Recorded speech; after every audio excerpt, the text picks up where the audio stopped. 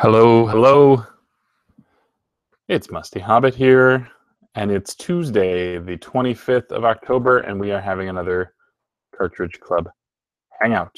I'm sending out an invite to a bunch of people who should be here soon, but I think we've got some game expos to talk about. A few of the people here were at Portland, and I would like to hear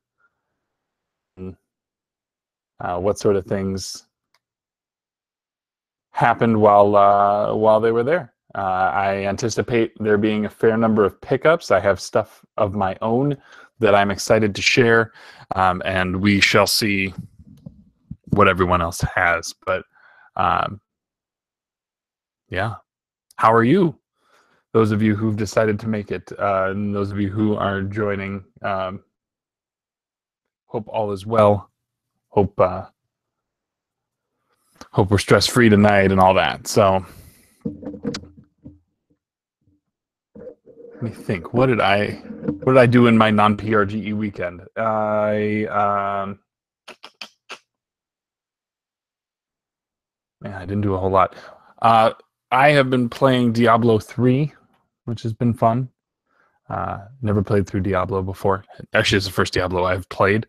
I never played the PC version, and so I've been playing through that with P1 on over Xbox Live, which has been nice. And apparently, I am super pixelated right now. Let me just make sure.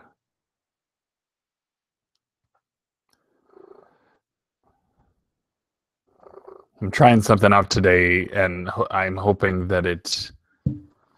I think what might be happening is I have my son is upstairs watching one more thing before he goes to bed. I think my wife may also be streaming something, and I think that my internet may not be able to handle all of this all at once. On top of that, I'm uploading raw footage to so that I can do some editing for Second Breakfast tomorrow. So let's see if what we're looking at here.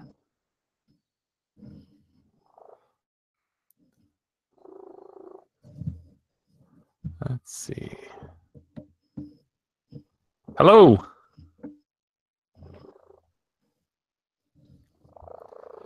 I have you muted. Yeah, when people join, it ends up being muted for initially. So,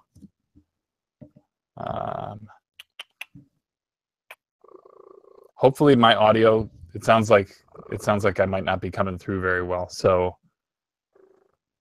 I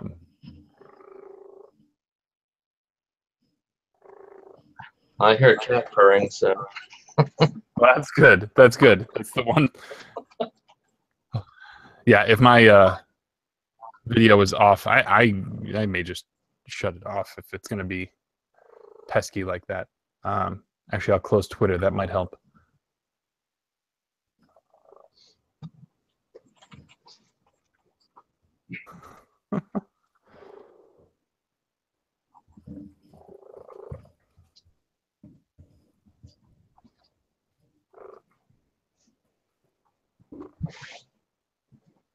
Oh, there we go. Hello, FitNat. Hey, how's it going? I'm probably really pixely. Can you confirm this? Hold on. You're semi-pixely. I've had better. Is that what you're saying? You've also had worse. Okay, that's good. You're pixely, yeah, but you're not like juddering at all. Okay, smooth. I am 8-bit right now. Is that what's going on? You are at a smooth 480p. Maybe let's not be too generous. I should see if I can dial my own quality down to so as to not. There we go. Ooh, yee. Whoa! Welcome to Sega CD. Yeah, how's that? Yeah. Yikes! You're disconnected. Sorry. Yeah, we're going for a Let's spooky leave Sunday. them all this audio only. I was trying to see if I have too many people streaming things in my house right now, and I'm trying to upload raw video footage so that I can edit before Second Breakfast is due tomorrow.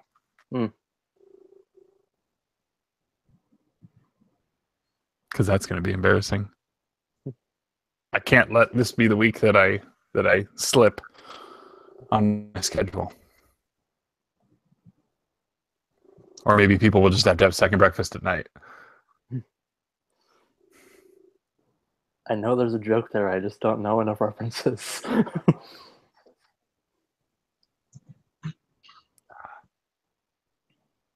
It's okay.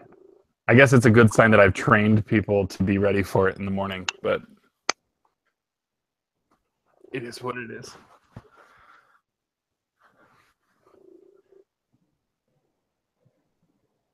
But yeah. So Chris, welcome to the you want to go by Chris? You want to go by Is it Bass Guy or Bass Guy? Bass. Bass, okay. Chris is fine. Okay. Perfect. Welcome to the Hangout. No, thanks. So as I understand, you had a rough couple weekends. Yeah, I went to Retro, was it World Expo, and then to PRG. That was pretty taxing, I think, on me. I bet. You touched both coasts. Where? What area of the country are you in? I'm in Northern Virginia, so sort of like, let's see, 30 or 40 miles south of DC. Oh, gotcha. Okay. Virginia's for lovers, right? That's what they say. I think what are we known for? I think we're known for peanuts and ham. Sounds like a well-balanced meal. Right?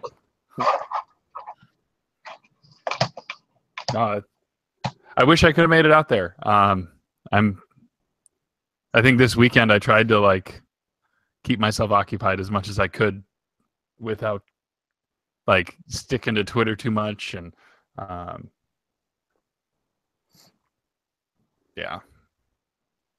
It looks like you guys had a blast, and it sounds like the getting was really good, and which also makes me feel like I should have been there. But that stuff they'll have good stuff next year too. So that's good. I'd hate to have. Well, it's not that last year was bad, but it just looked like it was. I mean, it looked like it was abundant.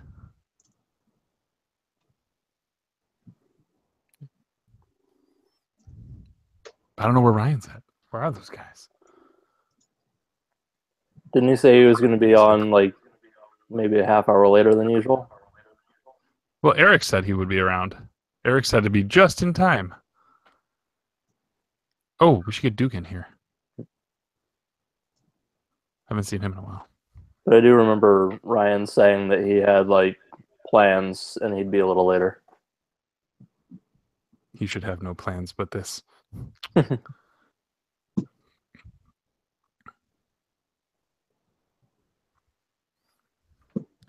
We shall see.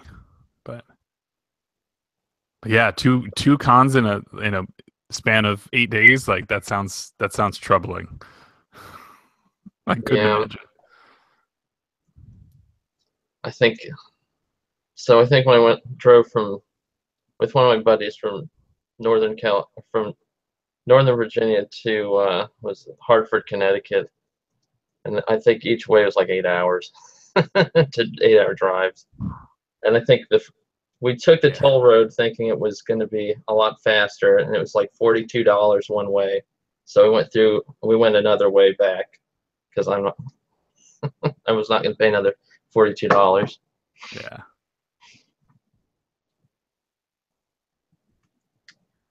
So between the two, and I think they put you on the spot. The Q Dogs did, at least. Was which one of the two was more I don't know which one. Which one did you like more? Now that the dust has settled and you don't feel the pressure to say automatically Portland. Well, Portland's always better. It's a lot bigger. It's a lot more panels and arcade and pinball cabs and stuff. So that's good. Is it? So this was not your first time? that's my second. Second. Were you there last year? Yeah. Hey, we didn't know you at the time. No. I think I got to know Yoshi like maybe last year. So I can't remember when exactly. Maybe end of last year, I want to say. Or was it this year? I'm trying to remember exactly. But fairly recently, within the last year, I think I got to know Yoshi. So and that's how I found out He's about in the chat. I don't think so. Yoshi's in the chat. He is. Yeah.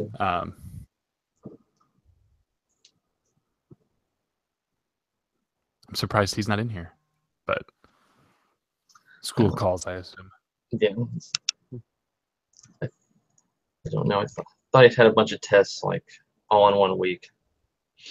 Hmm. I think he's kind of stressed out about it. So I can imagine. Mhm. He's got his whiteboard full of calculus equations or double E. formulas and got Goodwill Hunting. Yeah. So I take you saw the Ryan destroying that fried chicken sandwich. Mm-hmm. So was it as bad in person as it looked on camera? Yeah, I think he emptied like half a bottle of ketchup. I missed this. It felt like. Yeah, the last Q Dog video, Ryan got a chicken sandwich at Red Robin and made it look like he ordered a ketchup sandwich with the. You lost me at Red Robin, but that all sounds like awful choices. Yes. Yeah.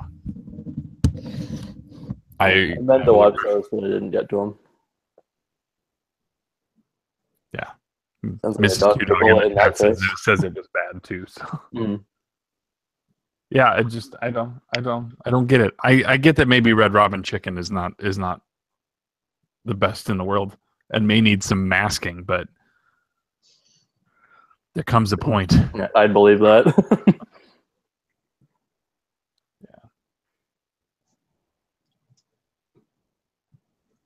Where Chris, you said you were already having trouble booking hotels for next year, right?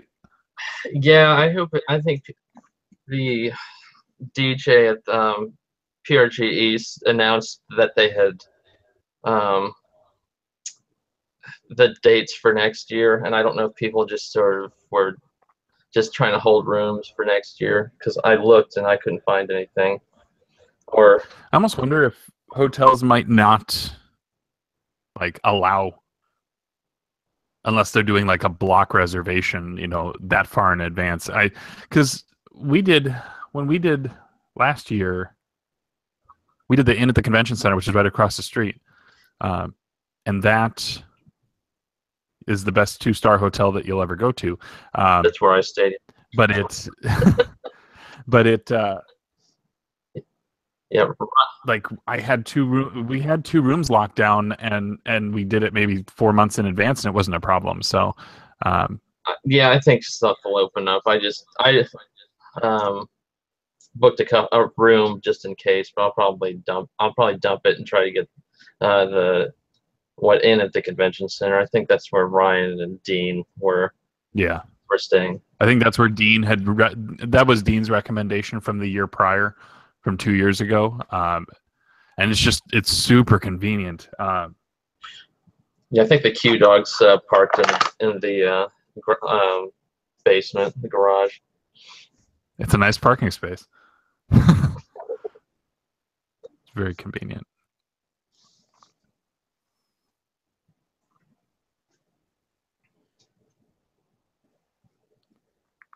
But yeah, Fitnat, how are you? Pretty good. Sorry for my silence. I just didn't do No, any you're okay. convention stuff, so I figured I'd just lean back for a few minutes. We'll have plenty of convention stuff. So. Oh, I know. I've got my iPad and I'm ready to just sit back. I was probably going to play some Ninja Gaiden Black. Yeah, that's one I don't have out of those selections, but I did play a few of those games. I had 4 of them, I think. 3 or 4 of them for the backwards compatibility. Yeah, there's 4 that are 4 of the ones that are like the obvious ones are Crimson Skies, KOTOR. Well, I don't want to say they're all obvious, but yeah, those are probably the ones that the most people have. Yeah, I have both of those, and Black and Prince of Persia. But KOTOR plays really well. Yeah, because yes, that on the original console, it is kind of bad. Well, it's like fuzzy, right? Like it's fuzzy. It's bad frame rate. And now playing this version on the Xbox One, I would almost say there's really no reason, if you can play that way, to go for PC, other than maybe slightly improved resolution and textures and widescreen. That's really all you're missing out on. And if you would prefer keyboard and mouse for that game, that's totally understandable. But if you got the Xbox version and you have an Xbox One, that's really good.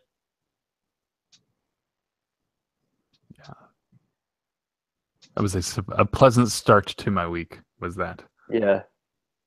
They all run well. I haven't tried Crimson Skies, but I imagine it's the same case there. Yeah, the one thing, and I'm trying not to spoil Second Breakfast, because I talk about it. Wouldn't want to spoil your meal. It's this week's topic, so. Okay. But I made a comment about it on Twitter, too, about how the online multiplayer is not there. I hope that they wisen up. I hope that the demand is there. Let's start with that. Hope the demand is there to warrant.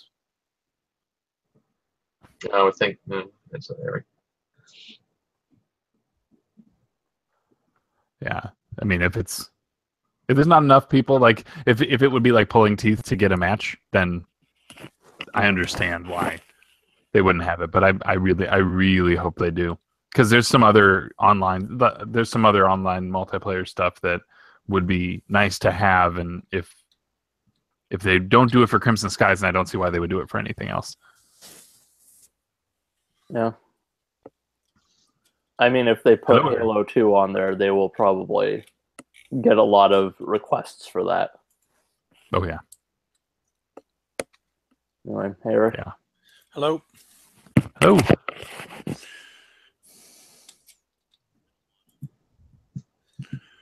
Ooh. How are things going? Are you any closer to back to normal? Yeah, we're close. I've still got some stuff to do in the old spreadsheet, and everything's got to be cleaned. And I'm talking about games now. A little bit of housework since we had house guests who left. We got to film a pickup video. I don't know. For 4 days, everything around the house got neglected, so there's a bit of catch up to do. But yeah, we're getting there. That's good. It's good. Still got some musty dip, so I'm eating that. It's good. Yay! Yeah, it's good stuff. I'm glad that is stuck as a thing. 3 times a year 3 times in a year is usually pretty good. Yeah. Well, right now we've been doing PRGE and Super Bowl. When do you do it? Initially, I was counting the first last year as part of that. But, yeah. Okay. I mean, it's inevitable that my work has a potluck, and you'll bring that, or a tailgate. Like if there's a tailgate where the temperature isn't going to get too warm, then that is ideal. Like 50, 60 degree day. Yeah. That's good. That's good tailgating food. Oh yeah, I love it. We were my brother-in-law is into cigars a little bit, so what was it? Maybe Monday night. It was a little cold. It was a little damp out. We went outside on the patio, fired up a couple of cigars, and we're eating musty dip, smoking outside. It was great. I got to be careful. I can't smoke too much, and I get sick when I do. So he brought a little tiny cigar that was perfect for me, and I wasn't drinking, so that helped. And it was great. It was great. That's good.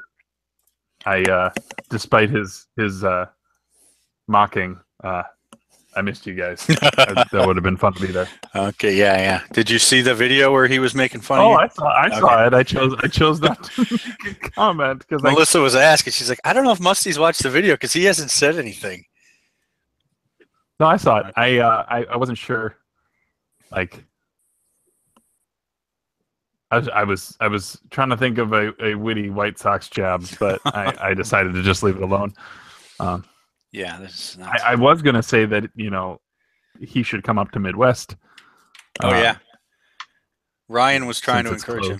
Yeah. He said he was going to definitely try, and Ryan was encouraging him. So maybe you guys will see him.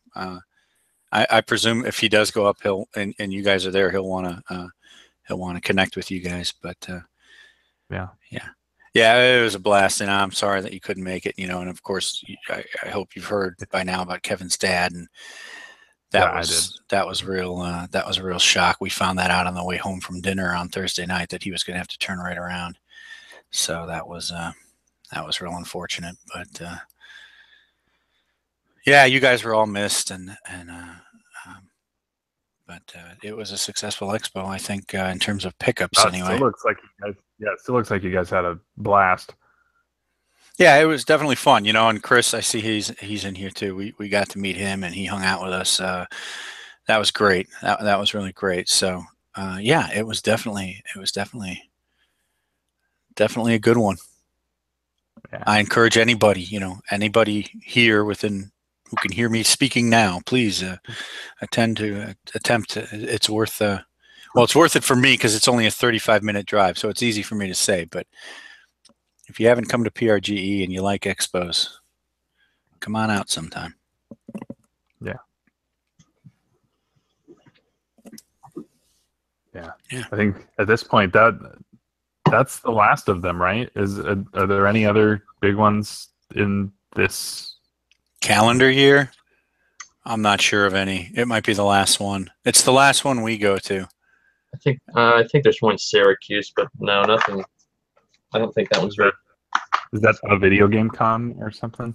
Yeah, I don't think it's very big though. That's the one that NJ Retro's talked about before. Is it? Okay. The one in Syracuse? Yeah.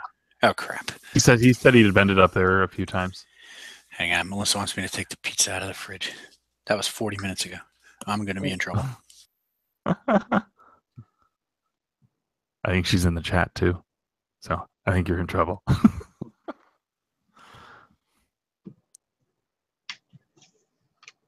He froze.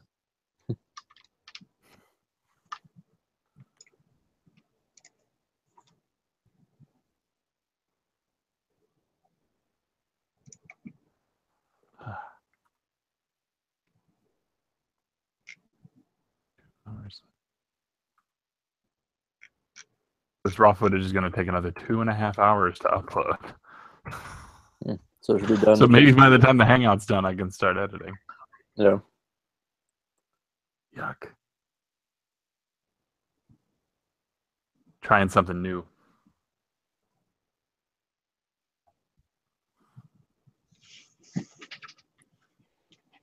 Instead of using my phone this time.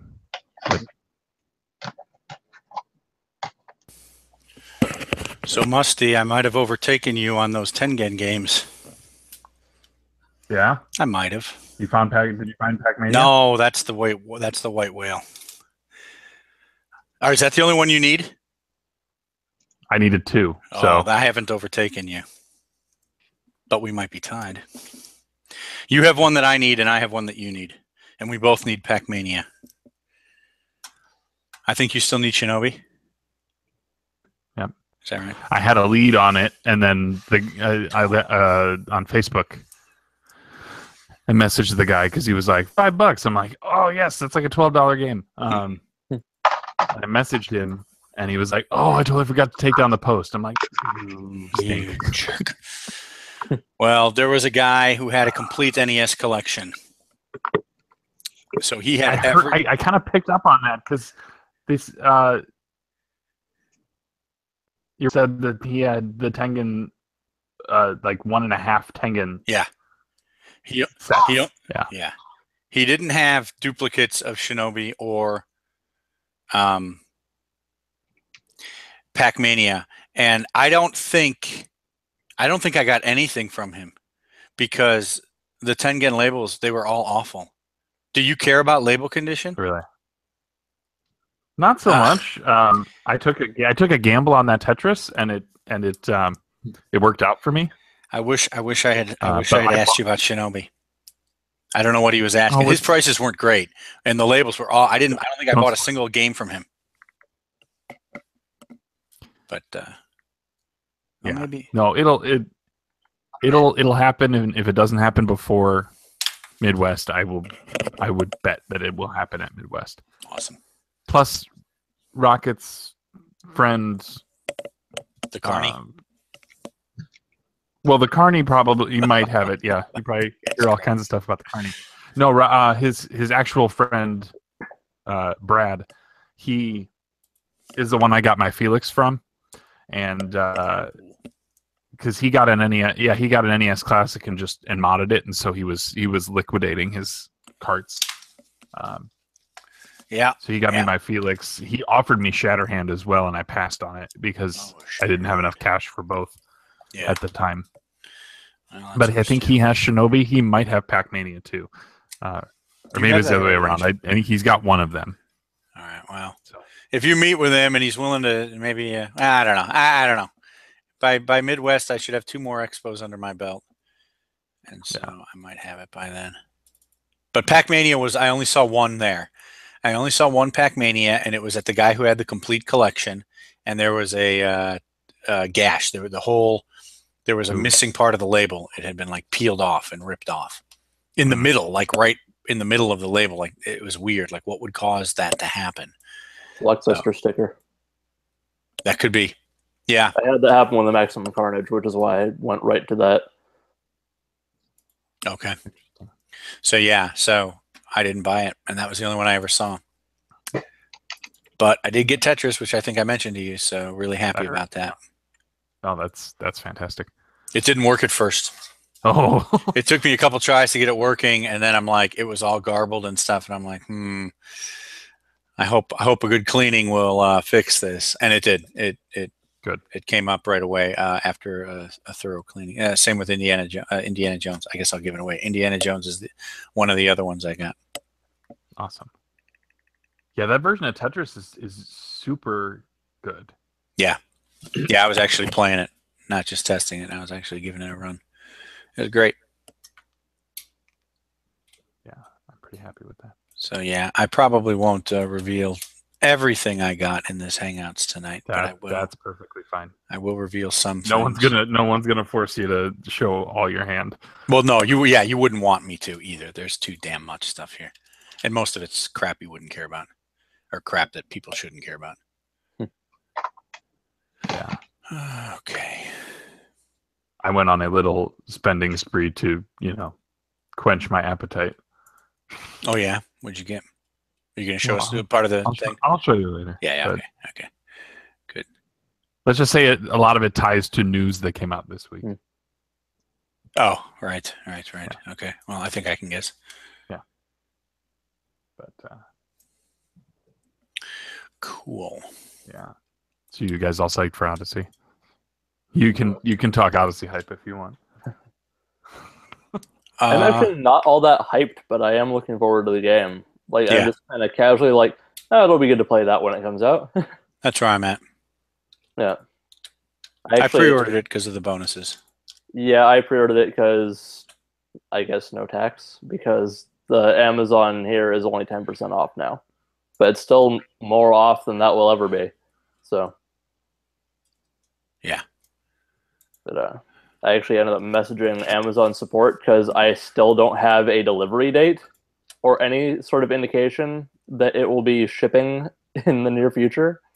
But they said, like, don't worry about it, it'll be there Friday. So I'm like, okay, I'll take your word for it. Oh, really? Don't want Splatoon 2 happening again where I have to wait until Monday for the thing. That's what I have to do. Mm. I pre-ordered it 2 weeks ago, and it still hasn't shipped. And it's saying expected delivery is Monday, but they haven't even shipped it out yet. So, Yeah. and I just got Fire Emblem, and I pre-ordered, and that came out last Friday, and I just got that today. So, whatever. I ordered the stuff too late. I presume the earlier pre-orders would get them first. I would hope. Yeah. Otherwise, I dislike pre-ordering even more. I'm fairly close to a distribution center, so it's not really that much of a concern. Excellent. Yeah, it's hard to turn away an extra $10 off and some stuff that Best Buy was doing. That's a great deal. Yeah, it seemed like it was pretty good. Actually, that reminds me. I have a not that it helps anyone here because no one other than me is Canadian, but I pre-ordered both versions of Battlefront 2 because I wasn't sure which console I was going to get it on at the time. Star Wars Battlefront 2. Yeah.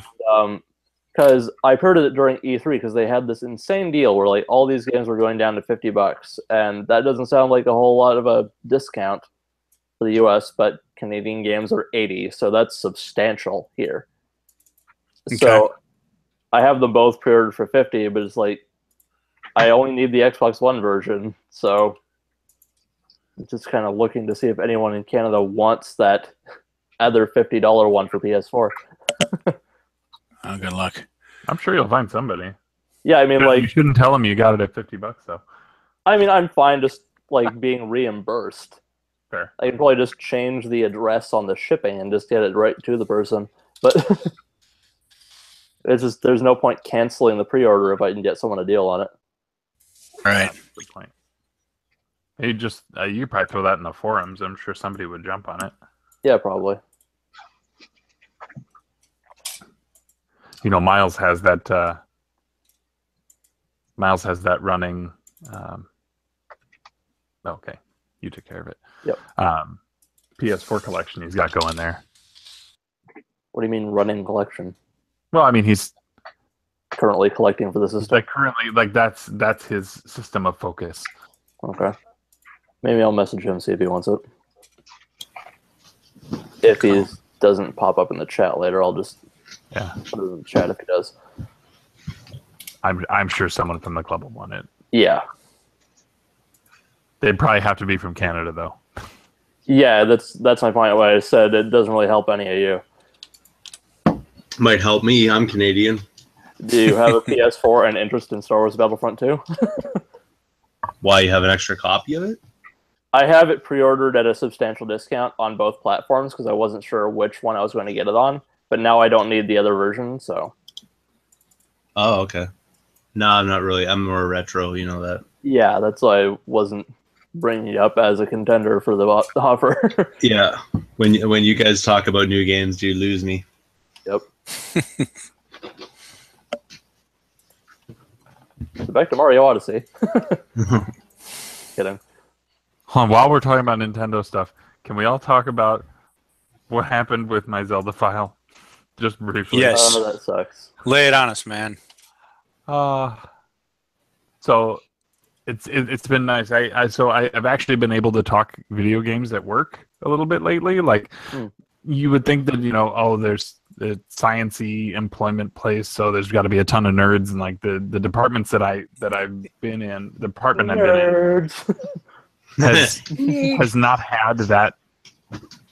Like, I don't have that person who I just can like talk modern, retro, whatever. I just don't get to talk video games much, and so one of the consultants from the firm that's helping us with this project he's one of those cutting edge type people who, when I told him that I got a PS4 Pro, he's like, you should get the Xbox One X. And I was actually starting to think about it, and I think I've dialed it back.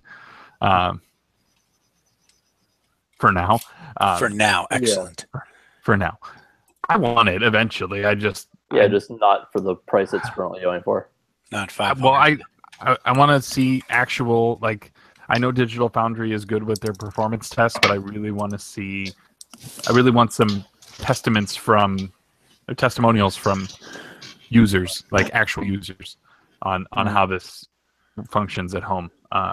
Yeah, but plus there's plenty on PS4 that I need to play before I start playing on that. Anyways, I brought in the Switch because he travels a lot since he flies in from wherever he's at every Monday and then flies back every Thursday night, and so he's traveling a lot, and so his Xbox One S and 4K TV at home don't get use, and so he wanted to try the Switch, and so I brought it in. I showed it to him. I'm like, here's how you do it. You take the controllers out, you put them back in.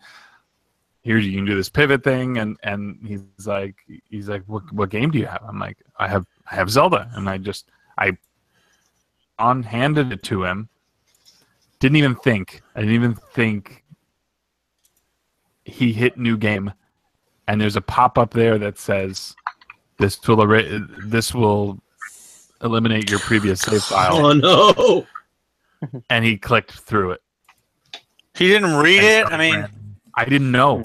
I had no idea that. No, I know, but he didn't read it. He didn't even. I guess it didn't dawn on him. He didn't realize it until I picked it up, and I was like, "Wait a minute!" because I wanted to show him where I was. I thought it would start a parallel save file. So when I went in, and I'm like, I hit continue, and the only options were the 2 auto saves that he had. I was like, "Oh no, no, not again."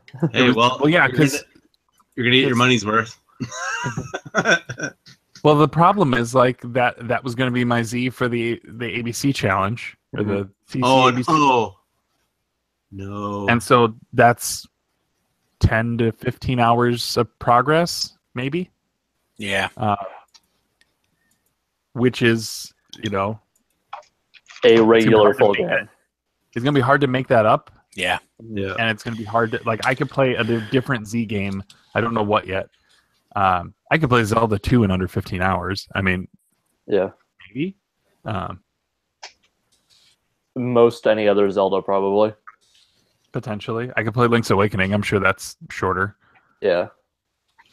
And deserving of me playing it. But yeah, so what that means is I'm probably going to push that off until next year, which kind of stinks. Because I was already I was looking at my Switch library right now, and I know it's like booming, and I know that Mario Odyssey comes out, but like I haven't played Splatoon 2 since the Superpower Splatfest. Yeah, and I don't think I have either, actually. Like the last 2, there've been 2 since that, right? Or just the vampire one? Maybe. And it didn't even dawn on me to play it. Yeah. I'm almost wondering how much I want to keep Splatoon. So I'm sure Melissa's not going to be happy to hear that, but I don't know. But yeah, so lesson to Switch owners: if you are going to show off Zelda, load your own save first. Yeah. Or I was thinking this might be a thing that would work, but I'm not sure. Is you could have a second profile on your Switch, and maybe that would make a save file for that profile. I should have done that. Yeah. I totally should have done that. I don't know if that's a thing that happens, but I would imagine that would be the solution, because it asks you who's playing. Yep. Yeah. That's a good idea. Yeah. Oops. I should have made it. Well, yeah, I could have made a guest profile or something. Yeah. So That's something I always, Yeah, just make a demo profile. that's a really good call. For that tech, that's actually not a bad idea. Just have a demo profile here. Play as much crap as you want. Just do it over here. Yeah. But yeah, so it's just like I wasn't mad. It was an oversight that I didn't know about, and then coincidentally, Scott had seen that the Polygon editor-in-chief had almost the same thing happen to them the night prior. Mm-hmm. But then who was it? Somebody said that it ended up not being my situation. They ended up creating a Master Quest save instead. Yeah. Was that you? I can't remember who said that. Might have. I have no idea who it was. I'll say it might have been Ryan. Or Frantic. Might have been Ryan or Scott. Possibly. It's kind of like back in the day you're playing an NES game and then your cat like runs into your Nintendo. Yeah. There you go. And reset. Yep. That was Diego. Okay. We were all wrong. But that was a 100-hour save file that would have been lost. Yeah. But wasn't. Oh my God. I couldn't imagine. Oh, that would have been. Yeah, that save system is really strange. But I can understand doing it in different profiles. Yeah. It's good to know now. I mean, but... Yeah. I don't know if that's a thing that works. Check before. But... Yeah. That would just be how I would imagine it works. Well, yeah, I mean, I was thinking about that, and I mean, you'd have to be able to have two different people playing the game at the same time. The key is different people, and yeah, that would be the way to do it. So, But yeah, but the thing is, Life that lesson. solution makes sense, and we're talking about Nintendo, so it might not be actually how it works. Yeah. But yeah, so. Well, that's So really my depressing. so my prospect. No, it's okay. It's okay. It really was not that bad. If I had been like on the doorstep to the end, then I would have been Completely. I mean, that editor-in-chief was like, I'm done. Like, I can't put another 100 hours into this game and replay stuff that I've already played. Yeah.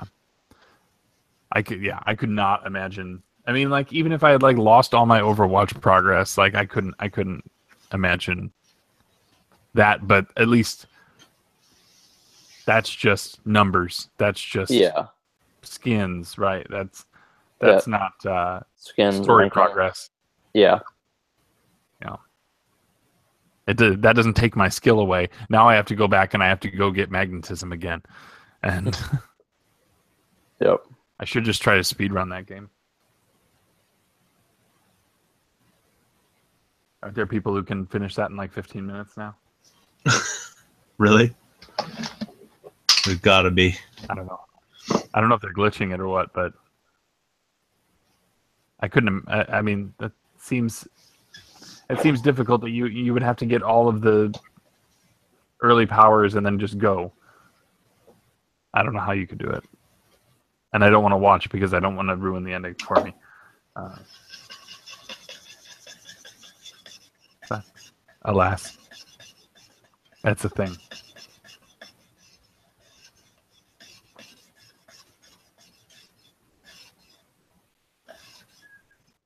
But maybe I should get Odyssey, considering there's not. I mean, the only other thing that's like Switch exciting for me is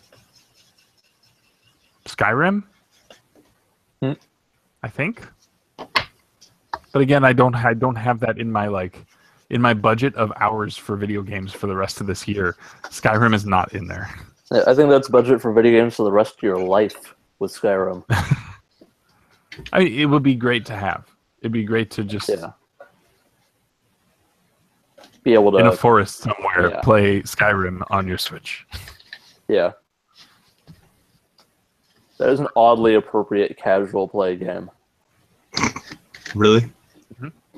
For Skyrim, just like when you're used to it and you are just kind of wandering around doing side quests and stuff, you can just turn that on and do something for a few minutes and turn it off.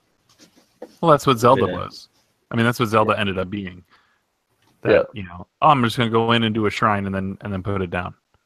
Being able to just pop in and out, I think, is going to make that a far better experience than the console experience. but we'll see. Or there's Doom. Is that all coming out in November? Those come out a week apart. November 10th is Doom and 17th is Skyrim. Oh, okay. And then Wolfenstein 2 will come out next year for Switch. I'm hoping that everything that comes out on Friday reviews well. What's the other It'll game also, other than I'm sure, Mario and Wolfenstein? Oh yeah, Assassin's Creed. Yeah. And this is Assassin's Creed that took a break last year. Yeah. It does look good, but I'm not really all that excited for it. Kind of want to try Discovery Mode. That does sound cool. The, Not for me, but just it sounds cool as a concept. Yeah.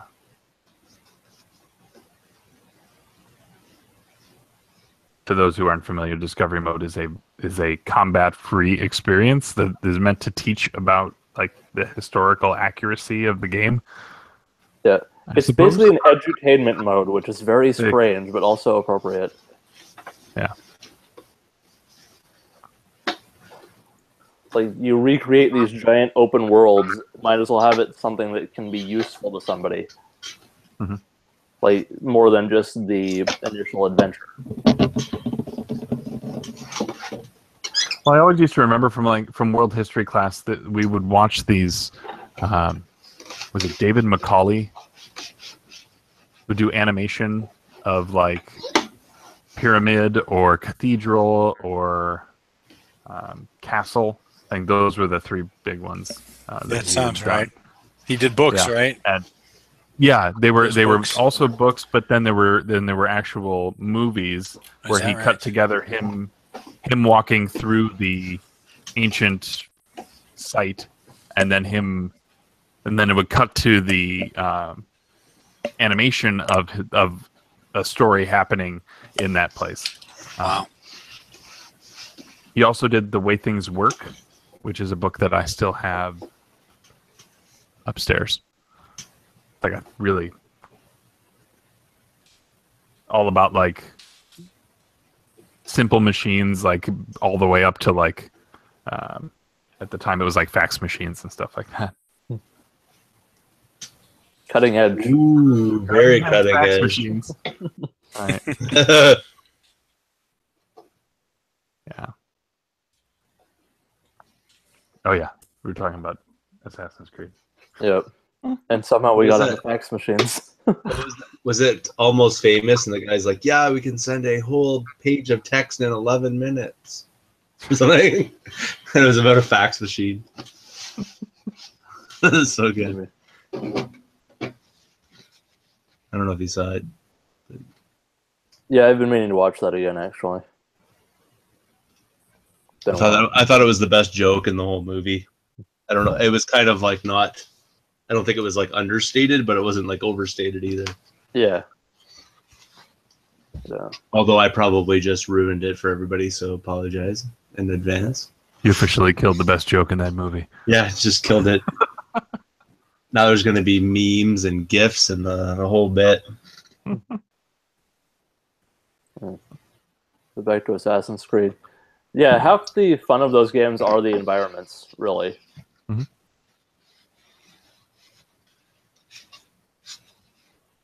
So when are And you guys gonna talk about Portland? I know it's coming. You just might as well get it over with. I'm already jealous. So like, Yeah. I saw the Game Hunters video, and I saw a bunch of you sitting at the table, sitting there eating dinner together. So I'm already jealous. So just tell me if you enjoyed it or not. I think the major talk's waiting for Ryan, right? Yeah. You guys can get started. Oh, you guys, I've been on mute. He was already there. He knows what happened. I want to know I wasn't there. So bring it. And the people, the grand people watching this, probably, what is it, like 2 or 3 people? I don't know. They want to know. So Chris, why don't you tell us how it was for you? Oh, it was great as always. I wouldn't get a back-to-back cons again, but it was that I was just a little more tired than I was last year. But other than that, it was really fun. It was great meeting the game hunters and all. Hey, did you know of them before? I can't remember if it seemed familiar. I don't remember if John Riggs brought them up or somebody. Okay. Yeah, sorry we were late. I know you guys were probably sitting there and we might not have known each other and it was maybe awkward for a little bit. Just for a second. I apologize for that. But yeah, Troy, we've been going to this Fatheads restaurant the last couple of years and it's great because it has big tables and it can serve, can hold a bunch of us and it's never that crowded. And I like the food. I don't know about anybody else, but Is that the do you guys watch the game? You watched the Game Hunters video, right? Is that the one where they were doing that shot kind of they're standing up? Yeah, that was the one. Yeah, that's the one. That's Fathead. So we've been doing that for 3 years now. I guess ever since Dean, ever since the Cartridge Clubbers have been coming out, we've been doing that. Yeah. And on Friday, and it used to be 3 years ago, Friday, there was nothing. We would just go downtown and hang out and maybe go to Ground Control, which is the arcade down there. But in the last 2 years, PRGE has opened up their own arcade on Friday night. So now we go there, we have dinner, an early-ish dinner, and then we hit the arcade at the convention. So we've, as far as I can tell, as long as we're going to PRGE, we'll probably continue to arrange that. But all I could say from that video they showed me, as soon as I saw everybody sitting down at the table there, I just got mad jealous. I was just like, oh man, I want to be there so bad. Yeah. I want to be at that table so bad. We wish everyone, we wish you could have been there. We wish, 1 year Curtis was there. He hasn't been back. And, Kevin was supposed to come out. And Cartridge Canuck has been there. And Lukeman was there 1 year. And Musty was there last year. Yeah, anytime. I'll be back. I know you will. So yeah, it's a good time. It's a good pre-expo meal. Get some beer, get some good food, and then go play some games. So. Yeah, the arcade was humongous. I think this year. I think it had 1 million pinball machines, and a billion Atari console set because I guess the 4th anniversary of the 2600. Oh yeah. Yeah. They I like that because they have both. They have pinball, they have arcade machines, and then they do a whole area of console games that you can check out games for the console and you can play them. Like they had a Vectrex, which I got to play for a little bit. Yeah, I think I bought one after I played that last year. Is that right? You have a Vectrex? Yeah, I can. Wow. I can drag it out. That ain't cheap, man. You must be high end. I think it's a couple $100. They have a Virtual Boy, so it's nice because you can get some time on a system that you wouldn't otherwise be able to use. And then they had, I think, Musty, you'd appreciate this. They had like 16 Xboxes system linked or something. What are they playing on it? Well, when I saw them, they were playing Halo 2. There it is. There's the were they Vectrex. each playing in, was it each one per, or were they doing 4 per? Oh, is that how it works? Can you only link 4 of them up?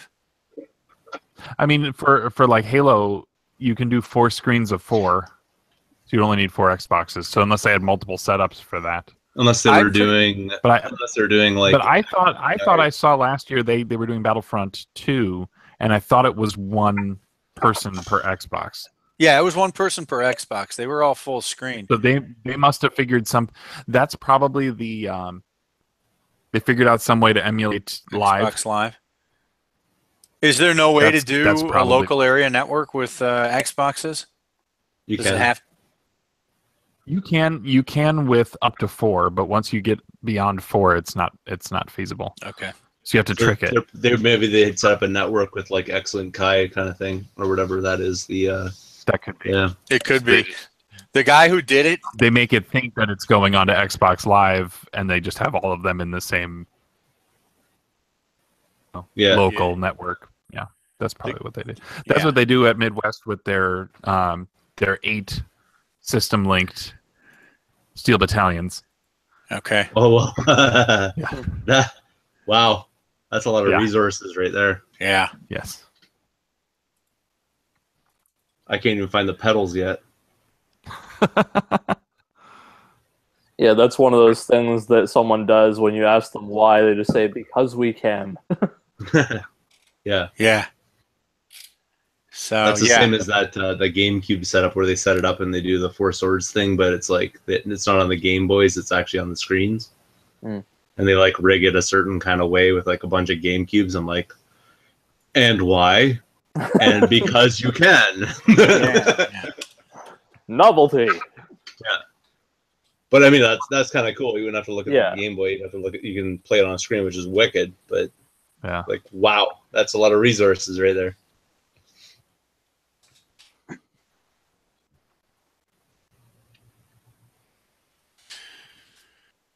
Saw the standard green shag carpeting, little house areas. Oh yeah. Yep. That was there. Those were always packed every time I went past them. Yeah, last year. yeah. It is hard. It was hard to get on the machines. You know, Jeremy 3EB, he came. His wife joined us just at the end. She came. She was going to play some pinball or something. They eventually left because they're like, we can't get on anything.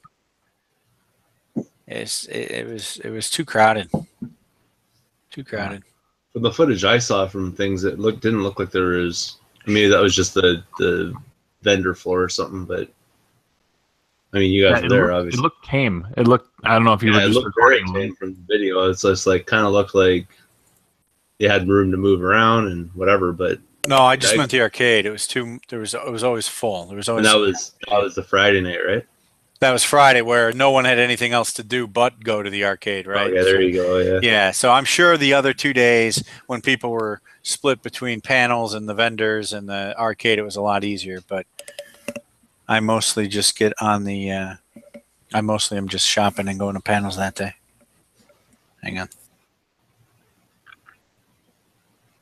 I'm assuming nobody's doing pickups because you want to do your videos. I just don't First. have pickups this week. I do, but I'm just saying. Like, I'm sure these guys don't want to because they want to do on their channel first. Whereas I don't. Well, Ryan is here, not here. Ryan will want to do his, I'm sure.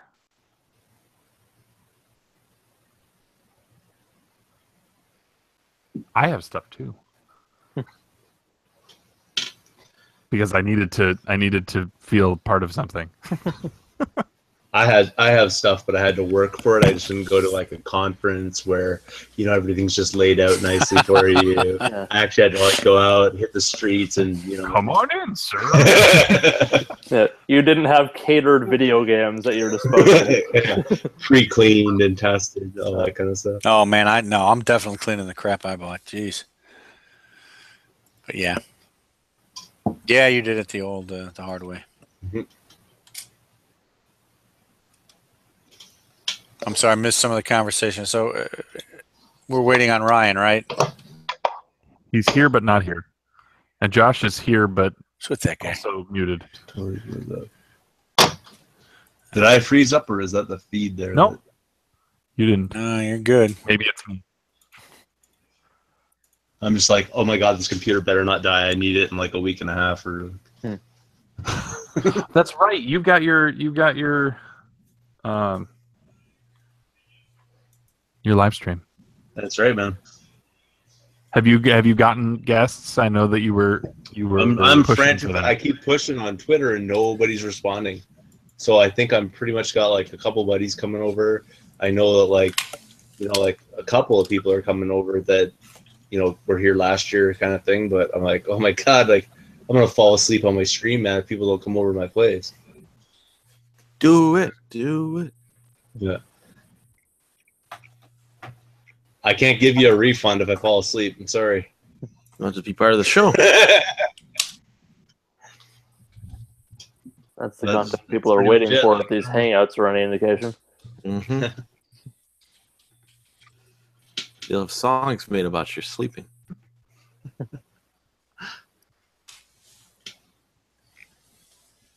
All gonna have to like hook up some like Dance Dance Revolution or something like that just to keep myself awake. If that ends up happening. You should do that, or you should do yourself fitness.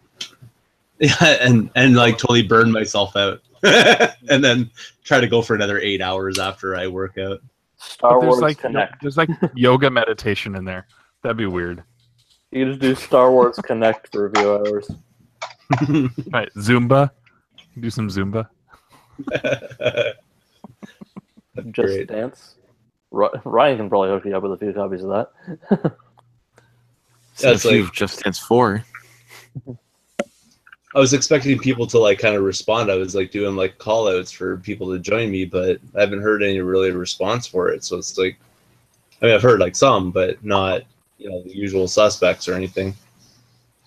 So like, at least like, I'm doing a bar mitzvah that weekend or something or whatever it is, like at least I would know your excuse, but I didn't even hear anything from people.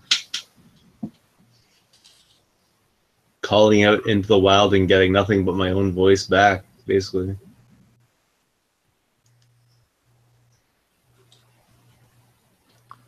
Trying to think if there's other games that wouldn't require physical exertion, but would keep you in the zone and awake.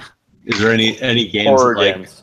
like hook up where you like hook it up like via your nipples to an electroshock? Every time you get an achievement, you get a little jolt. What was that thing? Was that the Game Boy like? Yeah.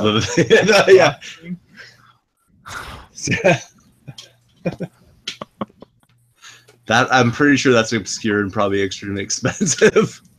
And you got a week. You got a week to lock it down. Do it. Yeah.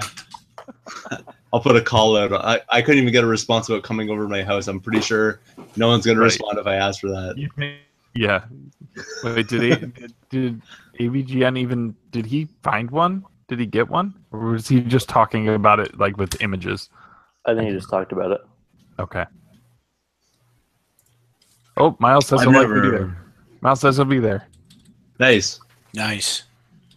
Yes, man. That's what I need. The friend for you. No, seriously, when Miles showed up last time, it just like re-woke me up. Honestly, I look could see back that. at the footage. Yeah.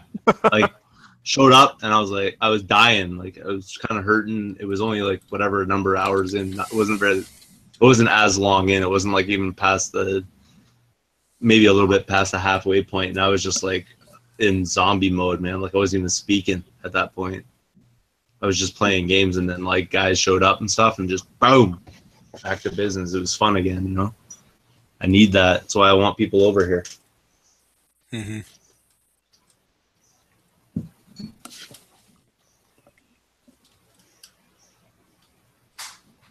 All right, who wants to do some pickups? Not me. I didn't get anything. Yeah, whatever. I heard you got that. They say you want a braggart, so just do it. I didn't win anything. You didn't win In fact- anything. in fact- Ah. You guys do You- your you $20. dog. Did you do the You dog. $20 challenge? No. We were too busy. Our heads were spinning from the deals, so Yeah, we didn't even think about. We forgot until like 4:15 or so, and then we were just like, Yeah, I forget think it. like on Sunday at 4:15. Yeah. because we were like, should we do a deal? I'm like, what? There's an hour left. What are we gonna do? Like, Yeah. F this. Who cares? So F this, who cares? yeah, Yep. that's kind of how it That goes, makes too. me I don't feel know. better. Yeah, we'll save that for when Musty's out. Well, you know what? Let me get my pickups out of the way because you've got obviously something epic. Yeah, And we'll I don't go- want to we'll have go- to. I don't we'll want go to have. Troy, we'll go me, Yeah, yeah. and then we'll go anybody else who wants to go, and then we'll let the PRGA guys go. I last. don't think 'cause Eric's gonna go today. I don't think Eric's gonna go today. I think No, he I'll said, do a couple things. Yeah.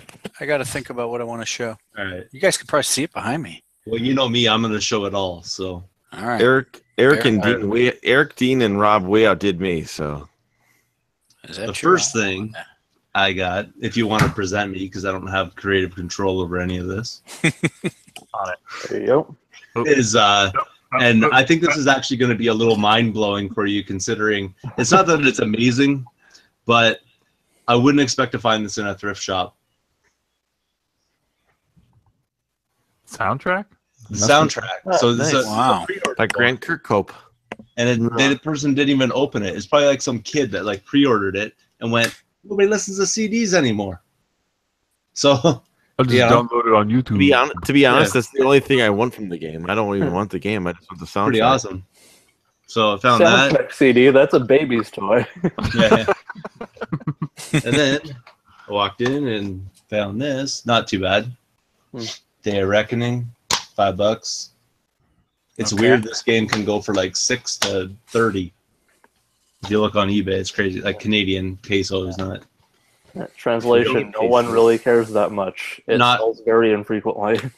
Well, it sells like a lot, but it sells so randomly. Like I don't know. So I just took a gamble on it. Somebody will buy it if you like wrestling stuff. But then I found this too. Donkey Konga 2. And look at that. Ooh. It's sealed. So that was $5. Not too bad. Didn't have it either, so pretty sweet. And in that condition, it shall remain. Yeah, of course. I'm not going to open that. I have a pair of bongos, but I have no intention of doing that. I would sweat too much. Picked up one of these. Nice. Hey, this was pricey though. This ended up being like $100. So, and this is Canadian, mind you, so it's not too bad. Came with like a couple controllers. One of them's kind of beat up. The other one's pretty good. Came with like the power supply, all that kind of stuff. Games are decent. I was sort of not sure about it, but I'll make my money back, and I'll get to keep a game, and that's pretty much how I'm rolling these days. So,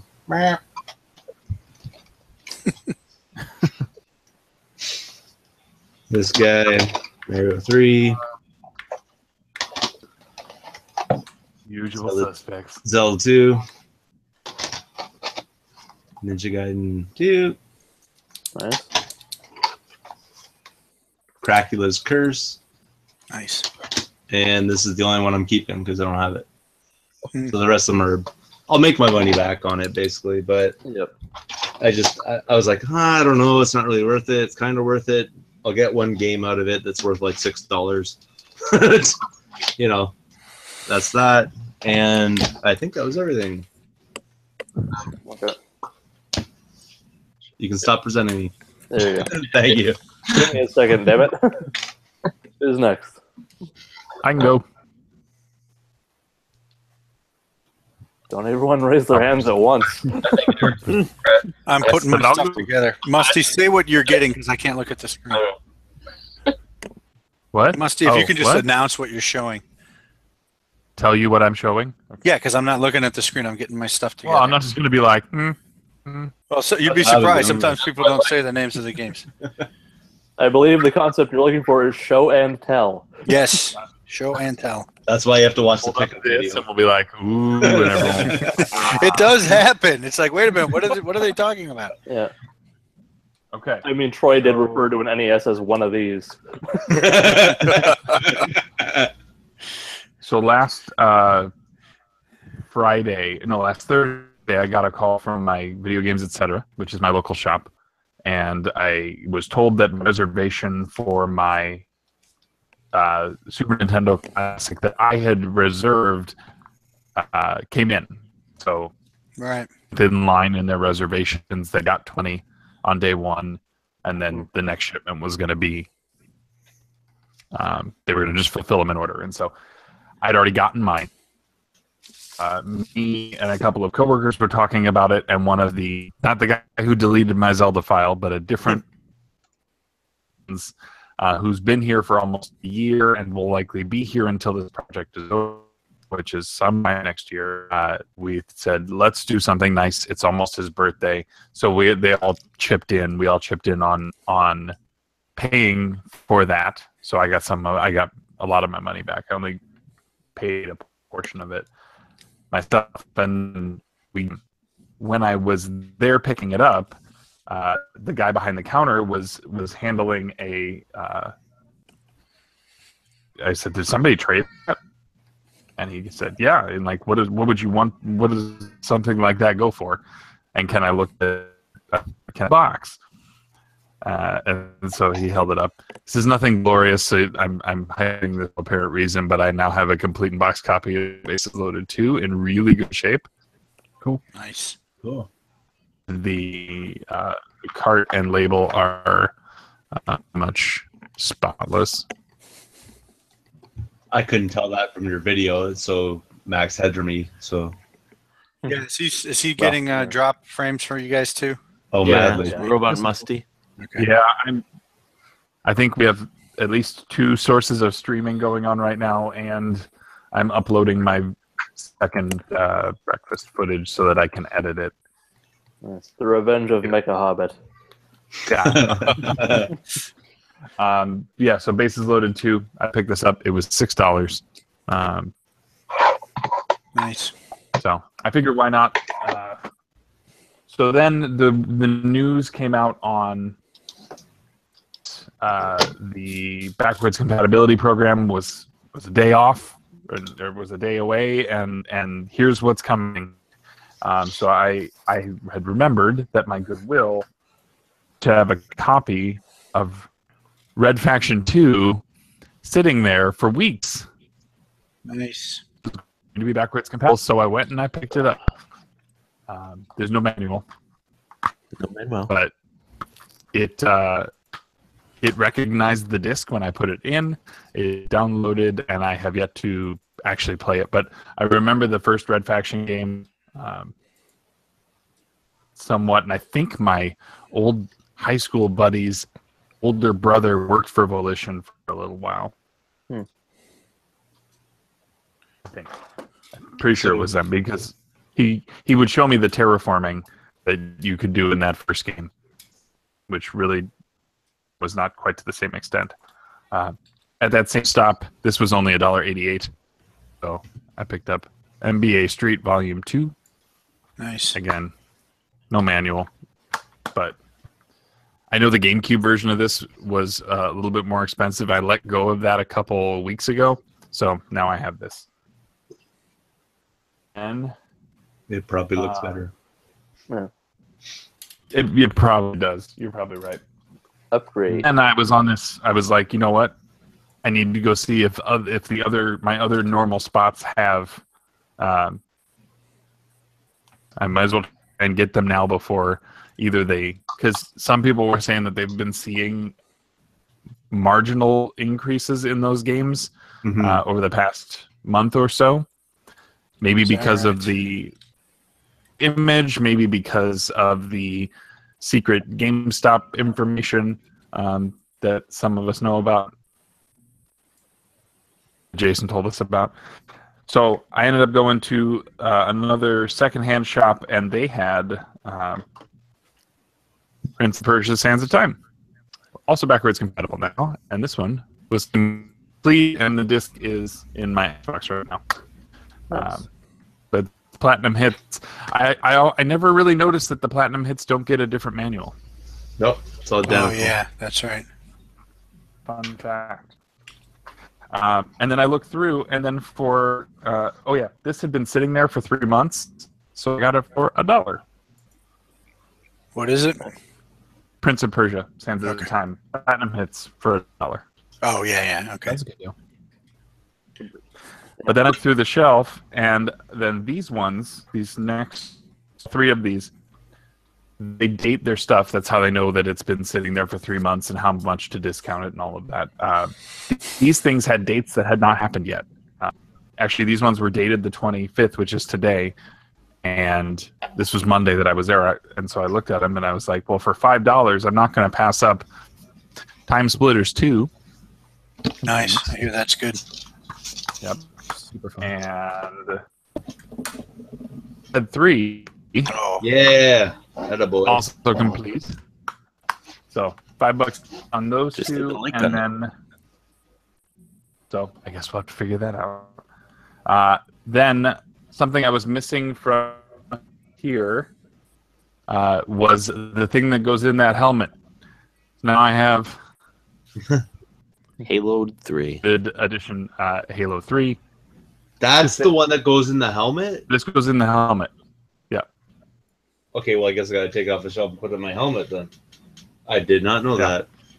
that. In the helmet, and it, Why would you want that conveniently available on a shelf? right. isn't that? It has. Go ahead. That's the version I have. I didn't get the helmet. So is that just Yeah, so the what they called it. limited version and the legendary version guts. It's It is just the same. It's just the vessel that it's delivered in. Yeah, because mine But did. it's Yeah, got my all the vessel stuff was shrink wrap. down to the Pontiac ad, Wow. Wars, the little art book. Yeah, it's all here. So this was, I think it was, Very cool. but it completed that for me. So I wasn't going to skip on that. I'm like, Yeah. I don't have that. So then I went to my other game shop, and my other game shop is the one that has that table. That's anything on this table or anything in the bins under this table, it's 5 for $5. So, Wow. yeah. So $1 a game, and usually this is where you find either your sports. Like when I was on that mission to collect every Xbox game, this is where I got a lot of my sports titles because they're usually complete. I can actually look at the discs at that point, and at $1, I'll take it. So I found 3 things there on that table, so I just had to pick up 2 things. So the first one I grabbed was MVP Baseball 04. That's a good one. The one with Manny Ramirez, though, I think is a little bit better. That's 05, yeah. Yeah. The thing is, 04 has good stats for the Cubs. So. Yeah, but a Cardinal on the cover. Well, so be it. They didn't make the World Series that year either. Then I also picked up the Forza Motorsport demo disc, That's kind of Oh interesting. yeah. which was I guess it was yeah. There was supposed to be another disc that comes with it, but I think it was like the pre-sell disc. So if that's you kind of weird. ordered It's in a regular case. It's not like a cardboard sleeve or something. Yeah, or one of those thin like Xbox magazine. Yeah. Yeah, so this disc, which is the arcade demo, is it's not here. That's the thing that's missing from this, but that came in a cardboard sleeve. I don't know, but I was like, You were cut off at cardboard sleeve for me. that's about all I said. Yeah, I think it was. But the 3 things that I found at that table that I wanted to pick up, were 3 copies of Crimson Skies for $1 a piece. Huh. So, and when I brought him up, he's like, I'm like, System Link, and not question me further. Yeah, Okay. that's pretty cool. Like, is that one of the ones that's compatible with the new whatever it is deal? Yeah. Crimson Skies was That the might big That might go up. backwards compatibility. Yeah. But I mean, if you use System Link as a reason for buying multiple copies of something, person will probably just go, you're crazy. I'm going to stop talking to you now. How many people has that? You're telling me you own 16 Xbox controllers? Yeah. No, exactly.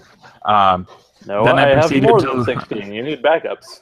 That's right. No, you Backups should have to just back. walked up and said, "I don't need to justify my purchases to you." I think you should. I didn't make a mistake. You want my money or don't you? Then I went and looked through their shelves and grabbed what I could, and there was a copy of Dead to Rights, also now backwards compatible. Wow. Dead Sid to Meier's Rights is Pirates. backward compatible? Yes, I don't remember the that first one Okay. is. Yeah. Pirates, funny enough, I think this is my copy because I traded it into them months ago. Because the one that I traded it in had no manual. So And the circle of life is complete. this very well could be the copy. The disc is spotless. So yeah, I think this one was mine. So now it's mine again. And it's my first, for those who are familiar with Civrev. How many Also How black. many games are? Sorry, I don't mean to. I actually didn't mean to interrupt This you, is but the last one. okay, go ahead. Oh yeah, never mind. I'll keep myself quiet. That's awesome. And that's everything that I acquired. But yeah, so I now have backwards compatible games. I acquired 5 of them over this little trip on top of the ones I had already. So how many games are backwards compatible? Or you should watch Second Breakfast tomorrow. I think it's 13. 13. Yeah. Oh, okay. I thought it was bigger than that. All right. Are they gonna expand that, or? Yeah. And so, When they first did 3C compatibility, it might have been 20. I should confirm that number, so I'm not just making things up. But it was not a huge initial offering. so they're basically going for like mad great hits kind of thing with some variety, and then they're gonna see how it plays out. And then if people are interested, they're gonna go with the rest of it, kind of thing. Yeah. Do you think that's the plan? I hope, based on some of the titles that they've listed, and I will talk about this in Second Breakfast, but I have some ideas as to what might be coming. So I joked about insider information that he let us in on about GameStop. Xbox games, they're taking... You're breaking up there a little bit. My You're God. talking about insider information, and I think the powers that be were cutting you off. There were titles that on trade. Mm-hmm. Yeah, they weren't taking Xbox games 2 months ago. So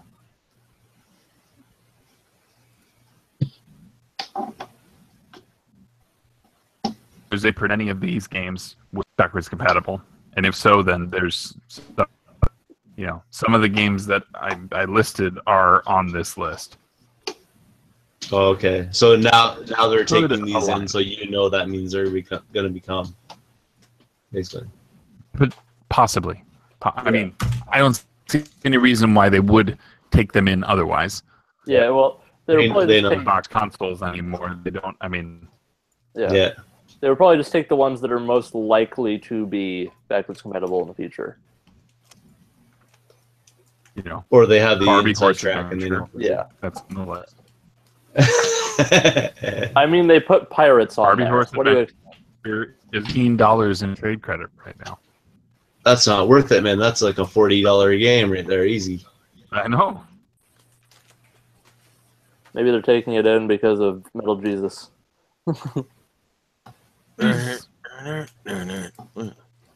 Okay, so how does it work? You take your game, you put it in your console, it downloads it to the system, and then you play it from there, or does it play off the disc? Watch Second Breakfast. Oh, that's lame. Anybody else with real knowledge No, want to tell me?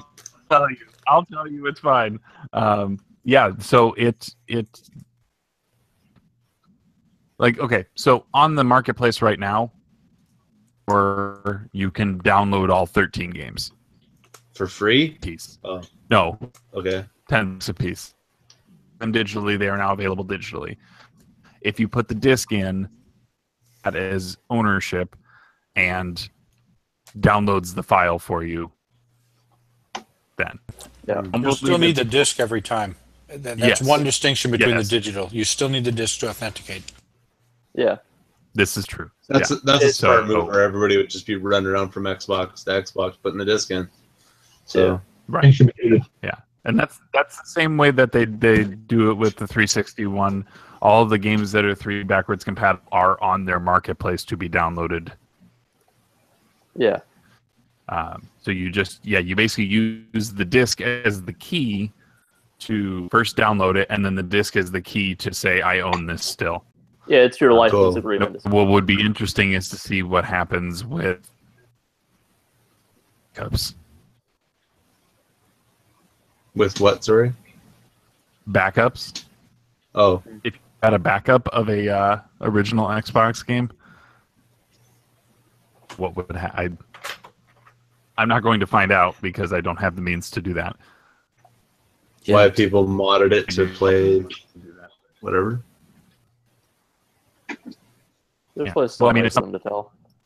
if you burnt a copy of Dead to Rights, your pristine copy of Dead to Rights never got scuffed, would it authenticate as Dead to Rights? I think that's my question. I'm sure that they've accounted for this somehow. Yeah. Yeah. With them Really using it, so it's just basically an authenticator, sorry to cut you off, rather than just actually playing off the disc, we get the benefit of now we can just download up-res versions to the console and use the disc to authenticate and play the better version. Right? Feel like they like marginal remasters. Yeah, up-resed and better frame rate, which is why I went from KOTOR on original Xbox is nigh unplayable to, oh, this is just about as good as PC now.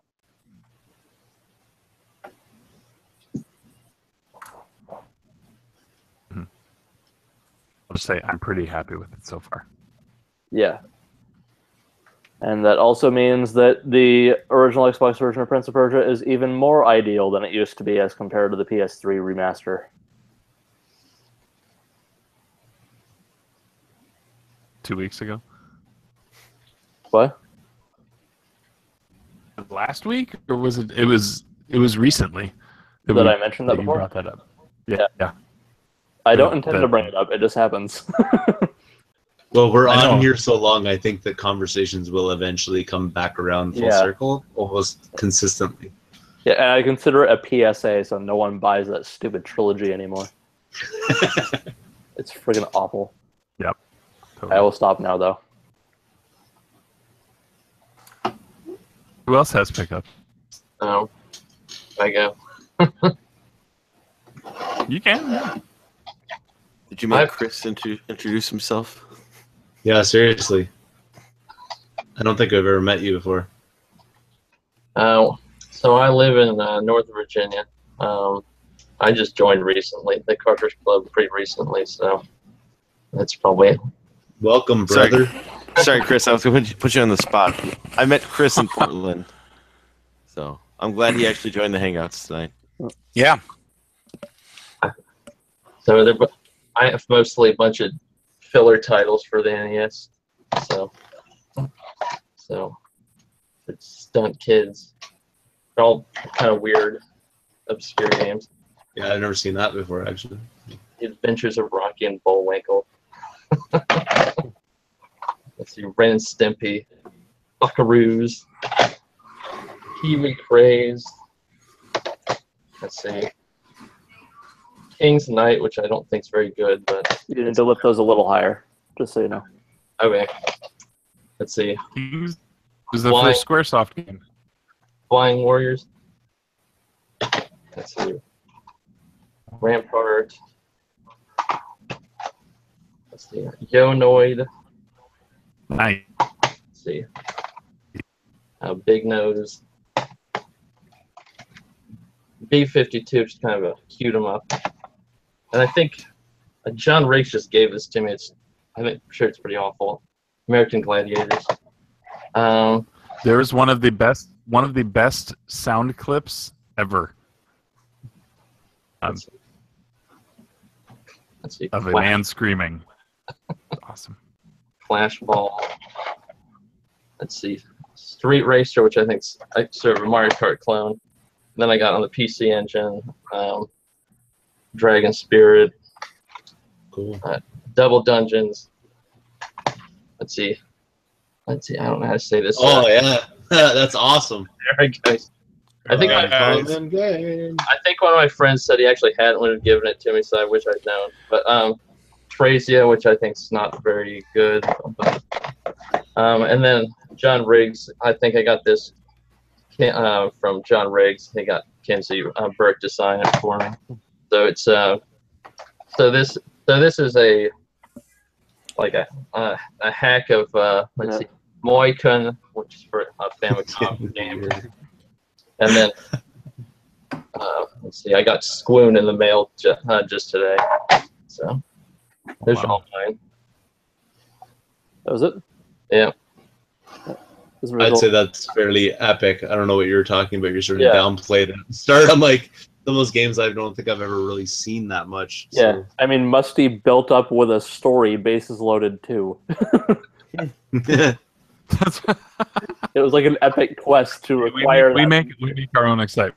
Yeah, it was the epic quest to acquire bases loaded 2 from your side of the counter to from their side of the counter. Like, oh, what is that? That Energiz game or whatever it's called on the PS1, I for some reason remember it from back in the day. Like, I know I played it, but like people didn't have like a really good opinion of it. Didn't really review very well, but it was fun, man. Like, it's a good game. How do you say So- that? You know, like Air Guys or whatever? I don't know. I call it Air Energiz. Guys, I think. Yeah. Okay, well, I'm not German, so I can't whatever. But It's like a tournament. I think it's like a tournament fighter. yeah, part of it is like a fighter game, and then the other part is like this dungeon kind of dungeon crawler, basically. Hmm. But it's pretty interesting. I'd never really seen anything quite like it, and I rather enjoyed it. But it reviewed not very well. But now I think it's something very sought after. So It's got cloud in it. I think that kind of Yeah. escalates that a little bit. Isn't was it the Bouncer? Is something like that? Does anyone remember that? Maybe. About? I'm aware of the title, I just don't know the significance. I think it's a similar kind of gameplay hook. Hmm. Right. It may also be square, so that could be part of it. Yeah. I will take your word for it for now. For PS2 by Dream Factory and SquareSoft. Yeah.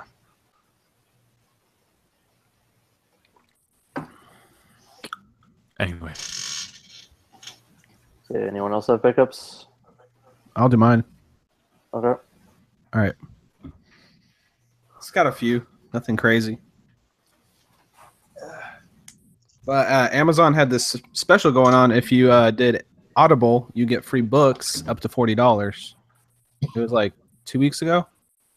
So we did it with my account and my girlfriend's account. So we got a couple books. I got the incomplete Scott Pilgrim collection for free. Nice. cool. So it's pretty cool. And I got Legend of Zelda art and Nice. artifacts. It's a great book. If you haven't seen it, it has all the art in there from every game up to Breath of the Wild from Nice. the NES original. Mm. It's really cool. And then just a few PS4 games. I got Injustice 2 for I think it was like $18. Not bad. And the Dishonored DLC and of course South Park. So That's about it. So yeah, that's all I really got. nice. I love the title of that game. That's so great. That's too much. The marketing is effective on Troy. Yeah, I know. That marketing. That I didn't buy it, but no, it's No, so but good. do you know the story of the title of that game? I don't know much about it because it's modern. Yeah. Well, they were going to call it The Butthole in Time, but Ubisoft wouldn't let them, so they made it a pun instead. Yeah, it's pretty cool. So what happens if you put the stick of truth and the fractured butthole together?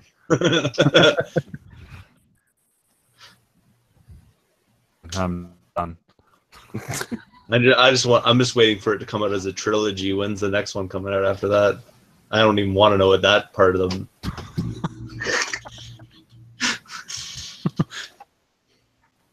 Too much. I honestly laughed for like an hour when I saw that, and I showed it to my wife. She's like, "What?" I'm like, "No, like just have the right, phrasing when you say the title of this game. Or the Don't- wrong phrasing, depending. Don't put in the like the proper like Yeah. nuance to it." Yeah. It was pretty funny though. Can't get over it. Sorry. Go ahead. Please continue with your conversation. Just by way of escalation, the third title is going to have to involve Uranus. Yeah. Yeah. I apologize for going for the easiest joke known to man. No. Yeah. It was All right. fitting. Right. Ryan, do you mind if I go next? Go ahead. I'll do a couple of quick select items from PRGE.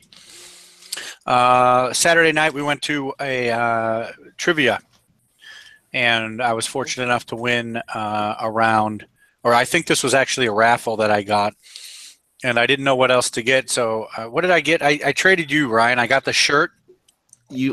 So what happens is, so they had a first round of trivia, and I don't know if did you get a prize for that first round? You got a game, right? For the first time you won the trivia, where they had they had a thing where you had to go to the website Kahoots.com and everyone could participate. It was a multiple question choice, multiple choice question here. But the thing is, some of it also relied on the room having terrible Wi-Fi or available internet access. So some people had a delayed access. So is also if you got the question correct, or B, the what's called the timing, basically. So some people had better luck with the timing. Eric won. Did you win twice at that, or did you win once at that? I think I must have won twice because I got 2 games. Yes. Then the second one was everyone come up to the mic trivia, basically, where everyone takes a turn, basically, and they would show something on the screen and you get a chance to answer it. Those are the 2 things, basically. And then if you did that, if you answered it correctly, you got a raffle ticket, and at the end of the show, they were giving away prizes. And if your name was called, you got to select a prize. But there's a lot of prizes to select from. So everyone who got a raffle ticket won something. So I won something in that, which I traded to Eric for something that I'll show as a pickup. Oh, sorry. Yeah. Okay. So what I got from Ryan in trade is this. It's a Halo 3 earpiece, I guess, a wireless earpiece. Seemed like a nice item to have. I traded Ryan for, he'll show you. So that was what I got. One of the things I got at the trivia. I got a couple other things. They did a whole 8 questions on Master System box art. I couldn't believe my luck. But I was too far. Right before me. It ended right before me. It ended, yeah, they only did 8 questions, and we were too far back in the line, so I didn't get to answer any of them. Nobody, I think one guy got one, or maybe 2 guys got them. Did you say they all have a pattern that has crisscrossed blue lines? Yes, they are. That's right. All right. That was the answer to every question. And then, as some of you may know, I'm playing Final Fantasy V, and Chris Kohler wrote a book on Final Fantasy V, and he was there. So I decided to grab that, and he signed it for me. He wrote to Eric, Lolly Ho, which I think is from Final Fantasy IV. I'm not really sure. If it's in Final Fantasy V, I haven't hit that part yet. And then since Ease was on my mind, I went ahead and saw this was cheap. This is Ease 4, Japanese for the Turbo CD. And I had heard recently that the Turbo CD was region unlocked, which it is. But this is not a Turbo CD game. It is a Super CD game, and it requires the Super CD system card, which I do not have. So instead of getting to play the game, I get to see a little anime cartoon saying how I can't play the game. Zoom, it's all in Japanese. But it's interesting to have anyway. This is Ease 4 for the TurboGrafx CD. And on the Turbo thread, I think I already sent this out. I tweeted about this. This is Bloody Wolf for the TurboGrafx. This was something that was on my list, and Miles highly recommended it, and it seems pretty cool. We played it. My brother-in-law and I played a bit of it on Monday. And then Yoshi was talking about just before the expo, and I'm, I guess, pretty susceptible to suggestion. He was talking about Outrun 2019, so when I saw it, I grabbed it. And it seems like it's pretty fun. So this is one of the Genesis games I got. And then somebody, I think it was Pam at one point, did something on this game. I think it was Pam, and that is Sega CD Wirehead, which I'd never seen before. And so when I saw it there, I went ahead. I had put it on my list because it seemed interesting. And so when I saw it there, I went ahead and grabbed it. So excited to get a Sega CD. Weird game. Yeah, That's it's a like weird game. It's like an FMV game where you control the guy. He's got like a thing in his head over here, and you can control his actions. I only played it for a few minutes, and it seemed okay. Anyway, it is an FMV game, but the guy I bought it from said this is one of the better FMV games, and I'm pretty sure Pam said some good things about it, or maybe she said awful things. I don't really remember. One of the better FMV games. Yeah, well, okay. Absolute trash. It's not. Yeah, it's not. It's on my list. And then since I've already revealed this to a number of people, I'll go ahead and reveal it here. This was sort of the number one item I was looking for, and Rocket actually helped me find this on the first day, and it's in very good condition, so I was very pleased about that, and that is Tetris, Tengen Tetris. Ooh. So I did finally pull the trigger on Tengen Tetris. I focused on the Tengen games, as Ryan and Chris can attest to while I was there. Did get a couple more, but this was the big one. This was the big number one for the expo, and thanks, Ryan, for pointing it out to me. In fact, that table that we got this from, we went back to a number of times because their prices were underpriced charting to begin with, it seemed, and they were willing to make pretty aggressive deals. And so Melissa's brother was making a bunch of deals. So of course, we send the vulture after him. Yeah, I'm sure Ryan will talk more about it, and I have some other pickups from him, but those will be for the pickup video. That's it. Tickle, tickle, tickle. Yeah, searching All right. for Tengen only it's a different experience. Did you find that was you were just like scanning a table and just there? Yeah, for me, yeah. Your eyes go immediately to the Tengen stuff, and of course there's one or two Tengen games for 100 of the great carts, so it was pretty quick going. Most of them were in crappy condition, though.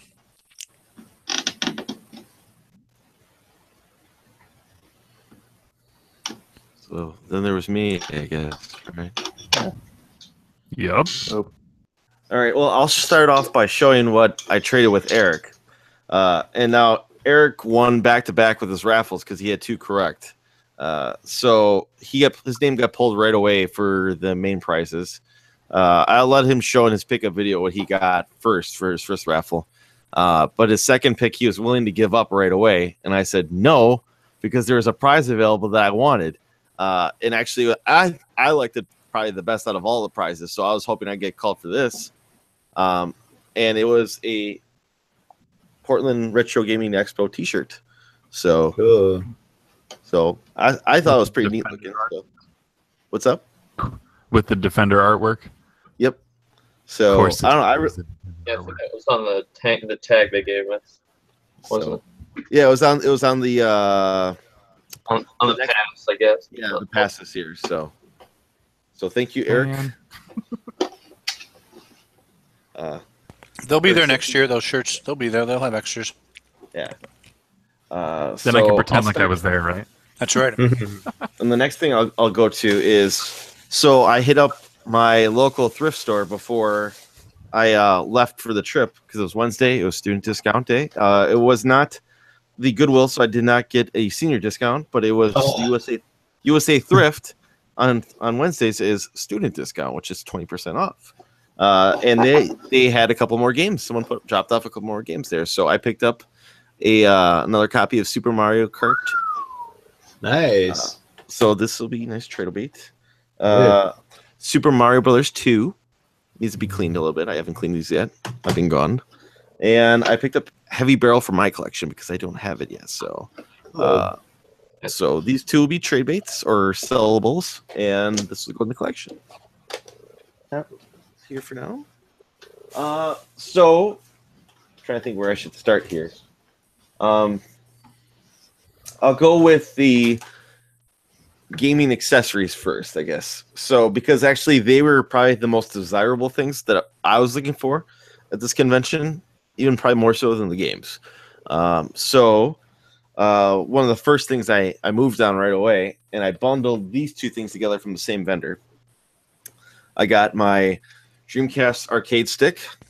Yay! Official Dreamcast arcade stick. It's fine. The buttons need to get cleaned though. There's a couple buttons that are sticky, but they are fine. They play. I was testing a few of these games out, so it's a little bit of a teaser here. But it seems pretty easy to do. I'm probably gonna do it this weekend. Make a project this weekend. All you have to do is take off the back, and then the buttons pop out, and you can clean them. So that's what I'll do this weekend. So this is number 1 item on the list for me, basically. So that was on the list, and I followed it up by bundling with this guy. And it's my power-based converter. Oh, now I'm jealous. I want one so bad.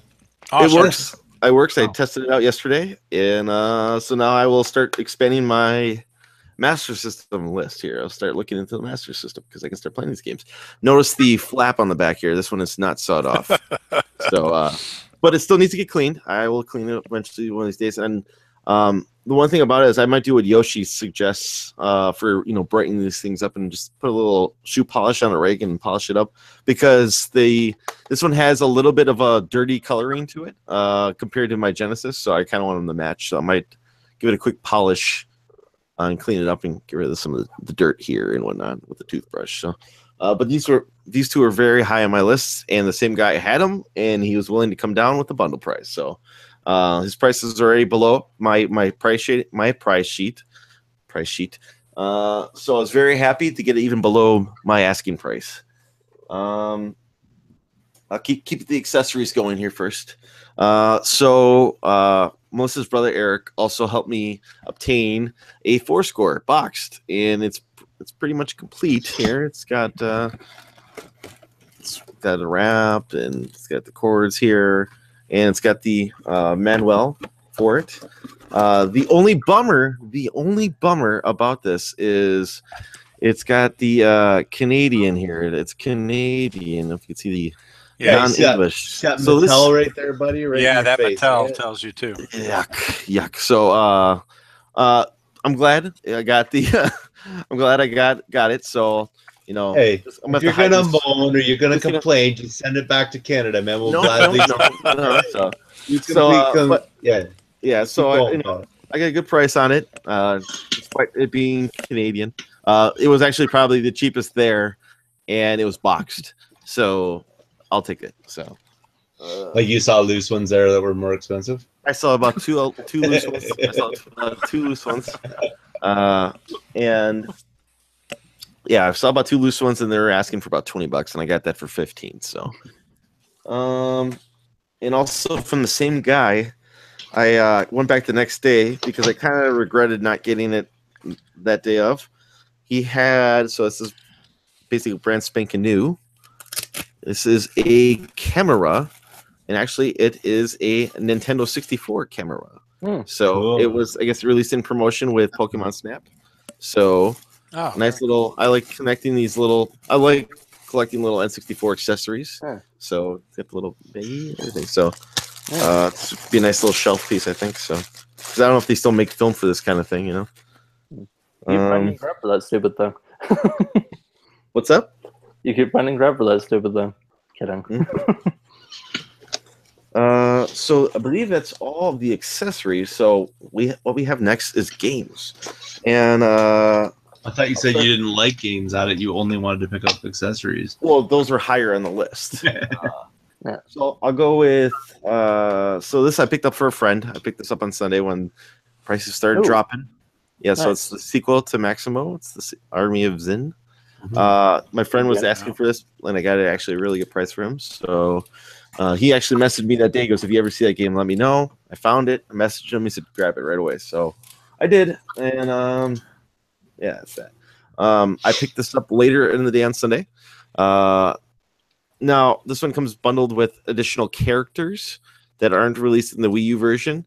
But sadly, someone used up the code. So the code is not, granted, it was at a really good price for this, and the characters are still downloadable through Nintendo's eShop. So I could, if I ever feel like replaying the game and getting those characters, I will. I almost have a feeling though that this will probably have a Switch port, which will have all the characters in it. So, so I'm gonna hold off on that. And like I said, I don't know if I'm ever gonna come back to the Wii U version anytime soon.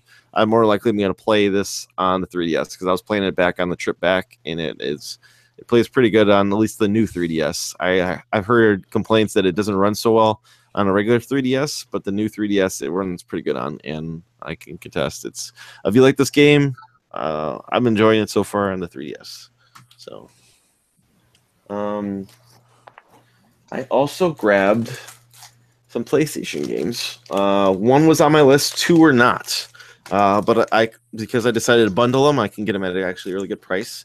It's probably won't impress many people, but for me, this has some nostalgia because me and my friends played this all the time in high school, and I messaged them as soon as I bought it, and they, talked about next time we get together, this is what we're gonna play. So I got the the game of life. I don't know if we can get without reflection there. But it's basically just the same board game as life. But the thing is, they add animatronics, or if you will, basically videos, right, for it. So when you get married, your partner jumps in the car with you, and when a tornado hits your house, they show a video of a tornado smashing into your house. But it's a cheap game, but it's a lot of fun. And then I got the guy to throw these. I basically got that game free for these 2 games, and I even got these at a good price. So this is Point Blank 2, and Point Blank 3. So now I have the 3 Point Blank games for the PlayStation, and I have 2 guns plus the first Point Blank game. So that's subset complete. Yeah, this is just also one of those cases where I love the arcade game. I have a lot of nostalgia for playing it with my father. Just one of the few games we really enjoyed playing in the arcade game was Point Blank. So I'm glad to have that complete. Cool. So one of the big things on my list this year were my 2 things I was hoping to attack this year for this convention was Dreamcast and Saturn. And I guess I'll do Saturn first because I have less Saturn games that I picked up. I'll get these right out of the way. So first one, one of the only long boxes I bought, I got Die Hard Arcade. I got it at a pretty good price. This side looks pretty good, but the reason I kind of was a little grumpy is because this side's a little faded. I'm trying to show so right up here, it's a little worn and whatnot. It's fine. The game's in pretty good condition itself. He came down in price. The only thing is, if I would have saw this right away, I could have used that as a bartering tool to get it down even more. I'm kind of kicking myself up for it for not looking the other way, but I only picked it up by this side, saw how well it was in good shape. I looked at the disc, and then I made an offer on the game. So that's my fault for not looking all the way around and not seeing the faded side right here. So, but still, it was at a really good price. It was below price charting. Just a little above my 20% off the price charting price, but that's fine. It's on my list. And then, so this was probably the number 1 game on my list, and I found it was probably the last thing I bought at Portland. And it was one of those things where when we came into the convention floor on Friday, there was a couple of vendors, not many vendors, but there's a couple, and one of them was selling Japanese Saturn games, and he was also selling reproduction Saturn games. But when I walked by on Friday, I didn't see it, and I think Eric mentioned to me Friday night, and I forgot to check his table on Saturday, but he mentioned that he was bringing more stock on the weekend. So one of the last things I did is I walked past his table, and I saw that he had Pocket Fighters out, which is the number 1 game I was looking for my list. It's a really basic fighter game, but it's pretty fun. It's a lot of fun. It's one of those ones that of my backups here that I got to try on the Saturn, and I really enjoyed it a lot. So basically, it's characters from Darkstalkers and Street Fighter, and they all combine them. And basically, it's a 3-button fighting game, but it's a lot of fun. And he was way below my price charting price. I almost assumed because he was talking on the phone, he couldn't check. He was not priced. He had no sticker prices on his games. Either A, he never had much attention at his table this weekend because it was buried in the arcade, or B, because he was on the phone giving the price, he could not check online to see how much the games were going for, basically. So he was way below the asking price, which then I found X-Men Children of Adam. Now, granted, there's a long box American release of this version, which I rather have, but still, this is still playable.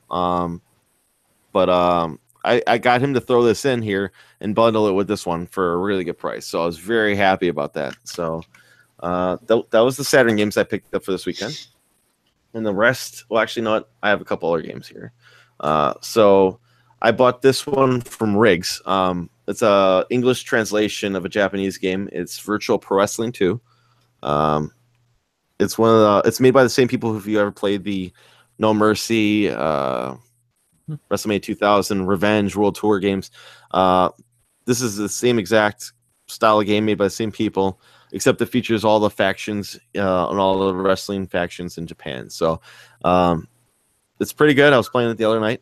And like I said, it's translated so I can actually read the menus and people's names and not have to. Granted, I have this one already, but I don't have it translated, and it saves me the time of having to go through the fan base sites for this game and having to do all the creations myself. So I'm very happy about this. And then like I said, here's some of the Dreamcast games that I picked up. So this is the only Japanese Dreamcast game I picked up. Now, I don't have a Japanese Dreamcast, but there's a couple ways around it. One of them is you can burn, I believe it's cheating codes, is the disc-based game, is a disc. Basically what you do is just run that disc, and then what's called, once it stops running, you can take out the disc and put in a Japanese game. So I got Capcom versus SNK2. It's always been seen as one of the best fighting games on the console.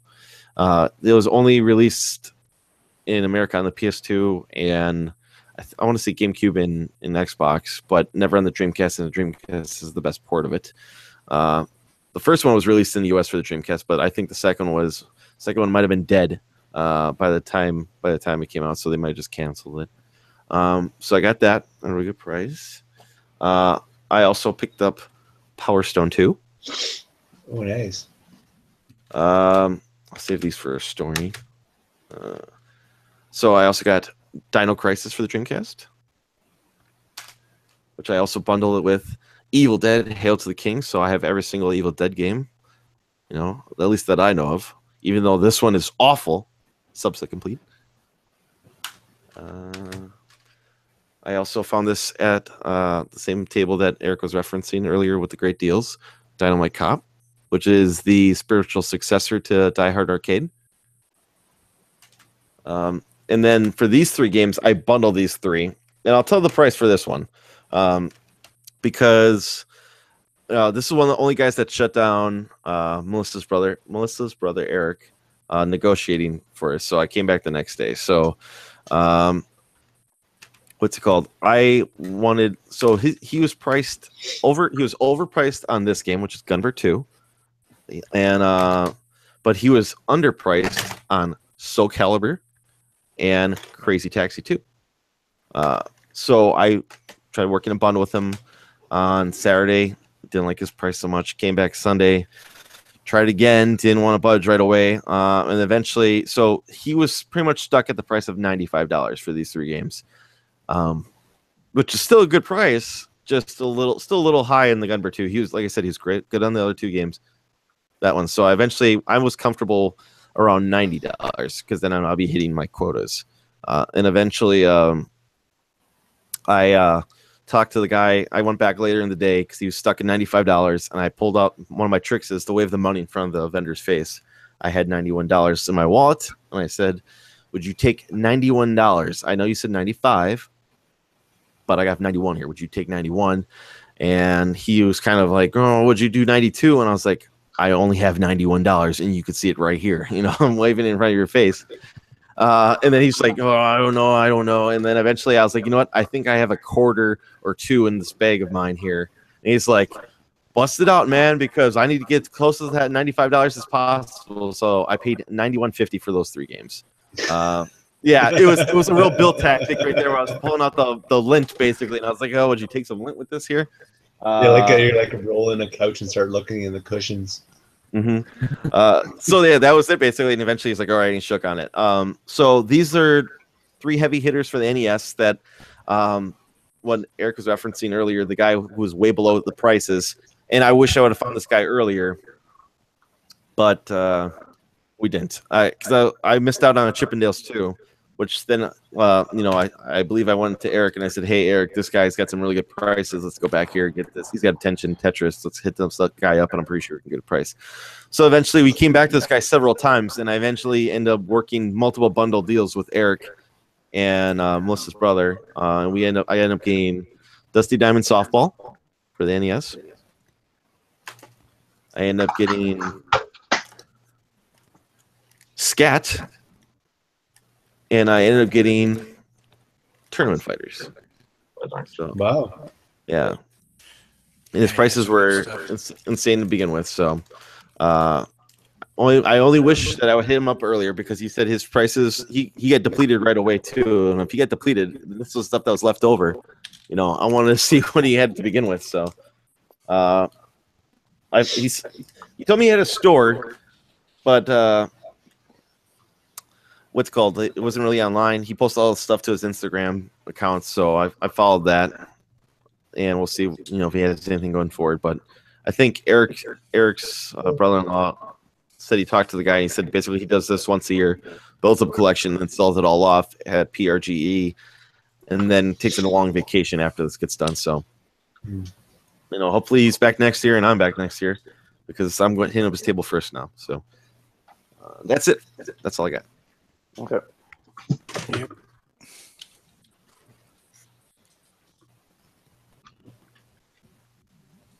And that's it for pickups from people. I think I'm going to be right back.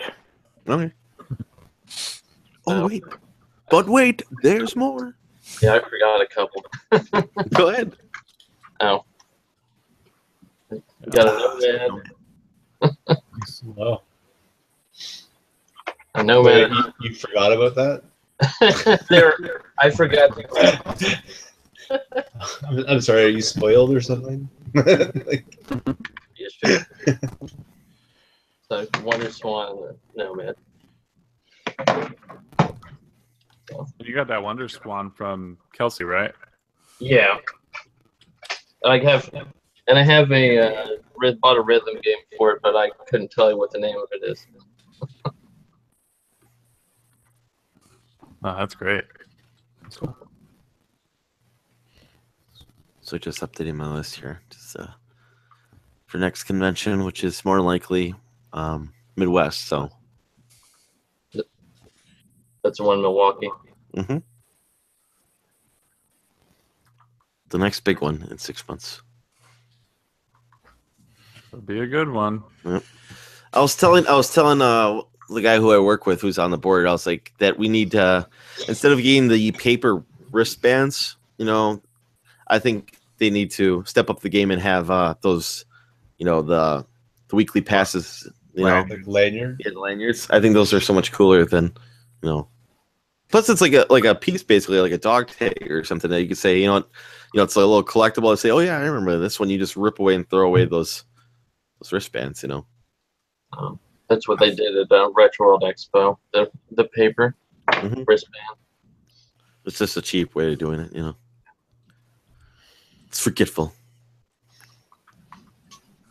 But I'm putting the word in, trying to get the word to Dan. You know, maybe we should post it to the forums on Facebook so Dan sees it or something.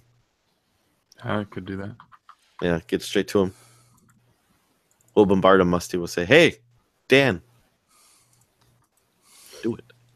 All right, I already have somebody working on something with Dan at the moment. Hopefully, Ooh, what's this? A deal or something for No. Midwest? something for Midwest. Ah, trying to bring something to it or what?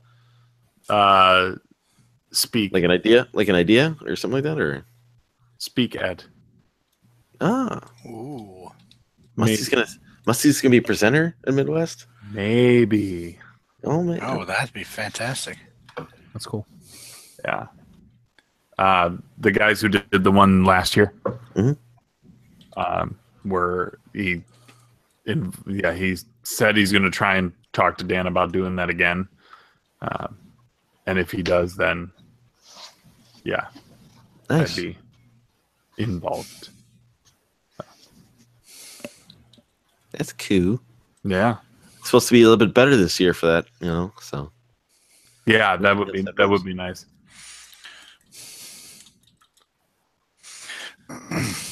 I don't want to. I'm not confirming anything. I have no idea if it's going to actually happen. Musty confirmed speaking solely. This is The Musty Hobbit Show. all right. Well, just make sure you mention my name a bunch of times so I get more subs. Do that.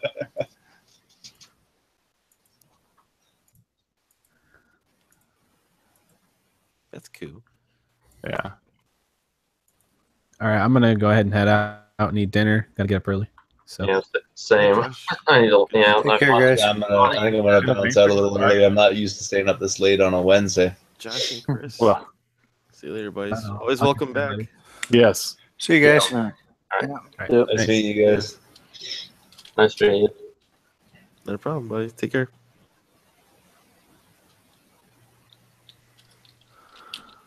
Who's that leave us with?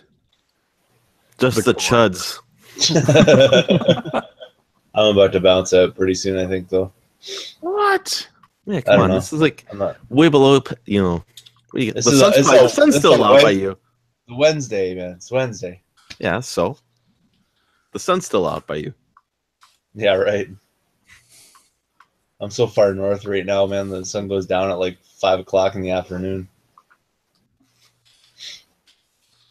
Doesn't even go down in the evening. By the way, Eric, Gunbear 2 is fantastic. I was playing the hell out of that game last. Oh yeah, Mm-hmm.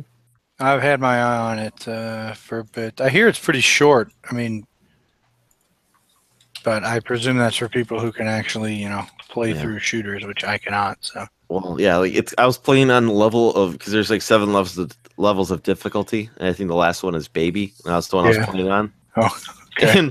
And what's called? I was making my way through it, but still, it is pretty.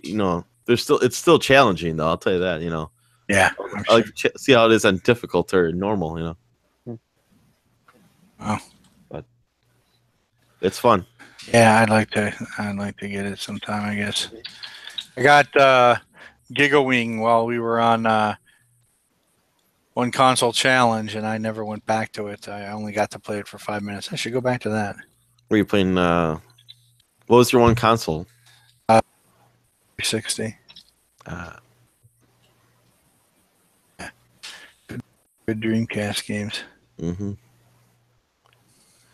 Dreamcast, man, I'm telling you, I was having a trip with this, especially since most of these games I picked up, with the exception of like Dino Crisis and Evil Dead, all have arcade stick capabilities where you can use them to play. Yeah. So I was having fun playing with it. Eric, you keep hitting the mute key. I think Google is smart because I think it knows when I'm typing, it mutes me. Mhm. I think it auto is muting me. I'm sorry, I'm typing at the same time. Maybe, or there's a key command. Oh, maybe I'm giving Google too much credit, or maybe I'm just hitting it with my gut here, and it's hitting up against the desk. You probably have it set to macro off of RSTLNE or something like that. But you know what? That makes more sense than Google being smart about typing and auto muting. Yeah, Google Smart does not really work together. Let me see. Though they will probably release something called Google Smart in the near future. I wonder what the hotkey is. Copyright trademark. You heard it here first.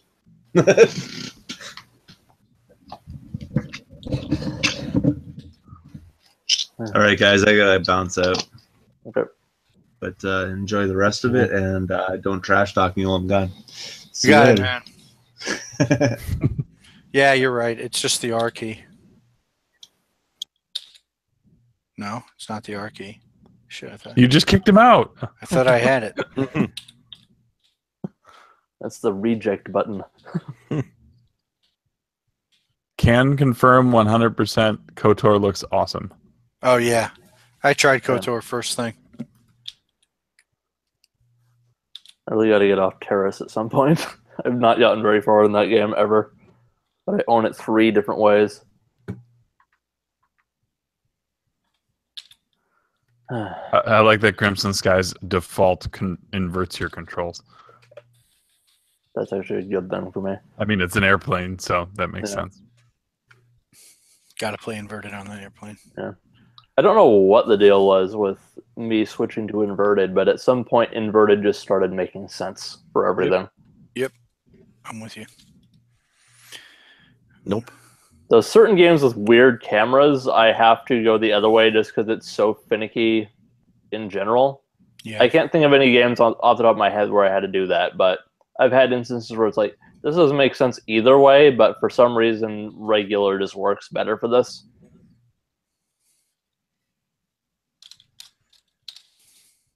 Well, it's like, where do you envision the camera on the front or the back of your head, right? Yeah. I was always a back of the head guy. I think that's why. Yeah. But I was never someone to invert the controls, but I either tried it or it just started making sense for a certain game. And I just decided this game isn't controlling right to my brain right now, so I'm going to invert it and see if that helps. Anyway. Oh, man. And the amazing thing is, Xbox Record That works on these two. Is that right? Yep. That's pretty cool. That'll be nice, huh? Oof. Yeah, that was happy news this week. I was very happy. It was a popular tweet too, so.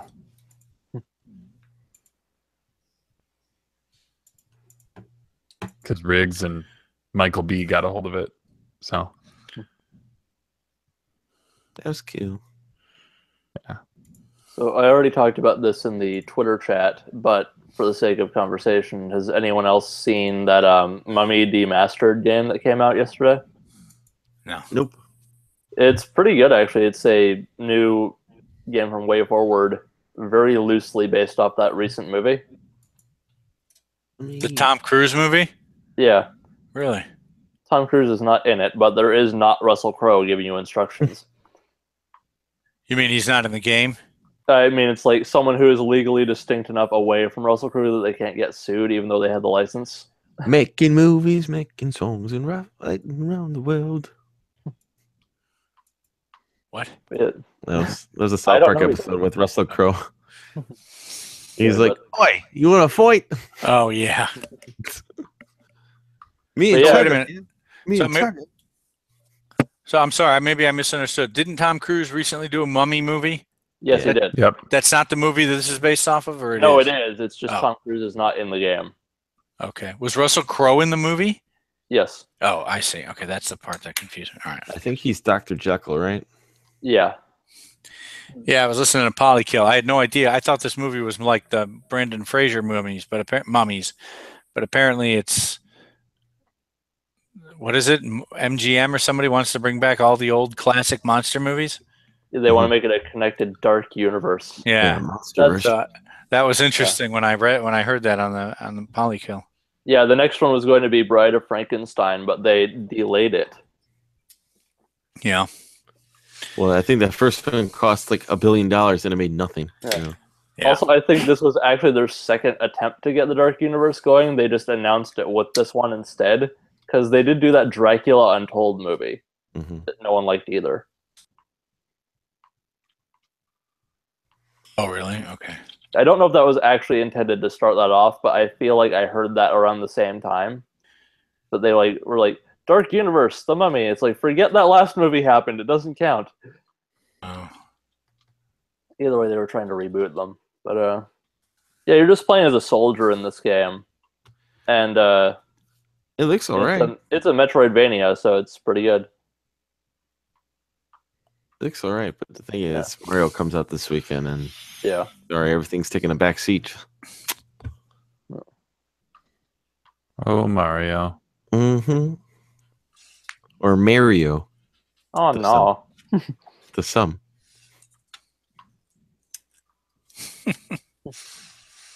Or not. What's it called? I'm pumped for it. I know some people. Yeah. It's one of the reasons I bought the console this year. Can't wait. Mhm. Yeah, it's gonna be fun. Mm-hmm.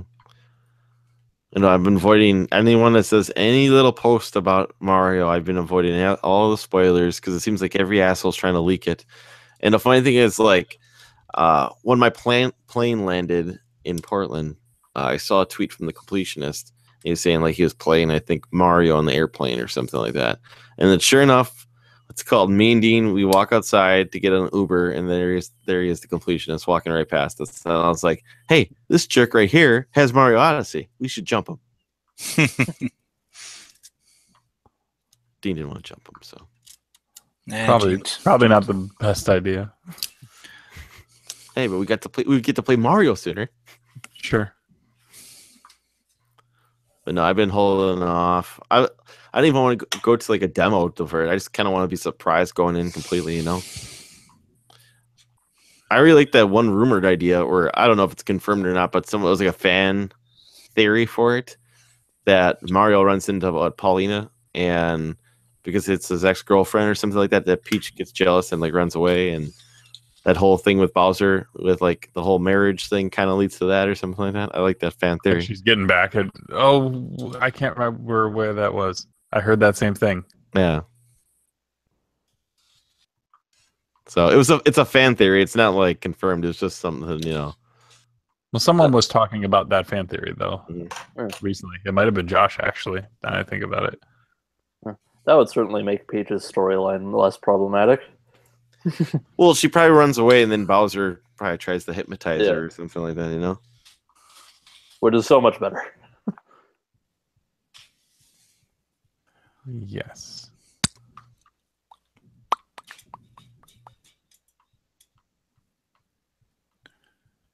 Okay. That one good. How's that PS4, Musty? It's good.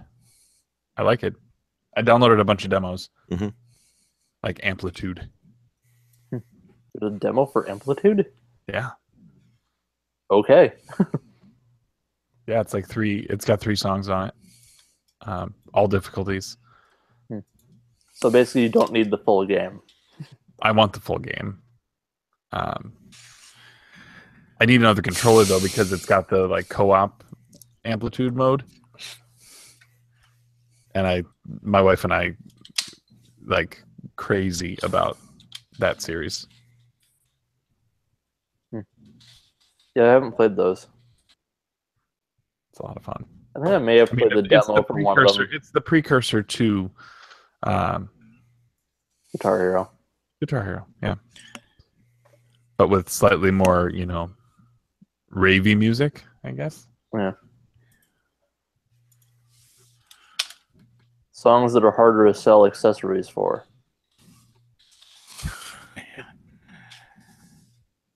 Well, I mean, that's a very good point.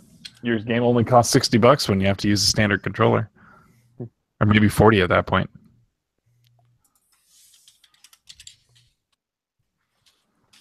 That? 31 minutes. Is there any more games on people's pickup list that they want for this year? For this year. Star Wars Battlefront 2. Yeah. Is You think the last of the games made by what's called Visceral? Hmm? Because what, Visceral went out of business this week? Yeah, what do you mean So- last game? Because it's the last one they worked on. Did they work on that? I thought They so, didn't right? work on this. That's Oh, I DICE. thought they did. It's DICE and Criterion. Oh, Criterion? So did Criterion get shut down then? No. No, it's Visceral. Okay. You're just confusing the studios that work for EA. I guess didn't work on Star Wars. I thought they worked on this one, though. I 'Cause I don't thought think so. but I I thought that's the doubt it. reason why. I No, thought they were working on the single-player Star Wars game, Yeah. which is what? which is now dead. Or now is yeah. being reevaluated. Yeah. It was unnamed. What the hell does that mean? They're making a Star Wars Destiny game, essentially, from the sounds of it. Which I would have loved, in addition to the single-player game they were already working on. Well, To isn't me, that that just shows that they can't predict. They can't predict the market 3 years out. No, but I don't know. That just bothers me. Or they're Well, not they're not agile enough to be able to take that and pivot it so that, because I don't know that. Or brave enough to release a game that's only single-player.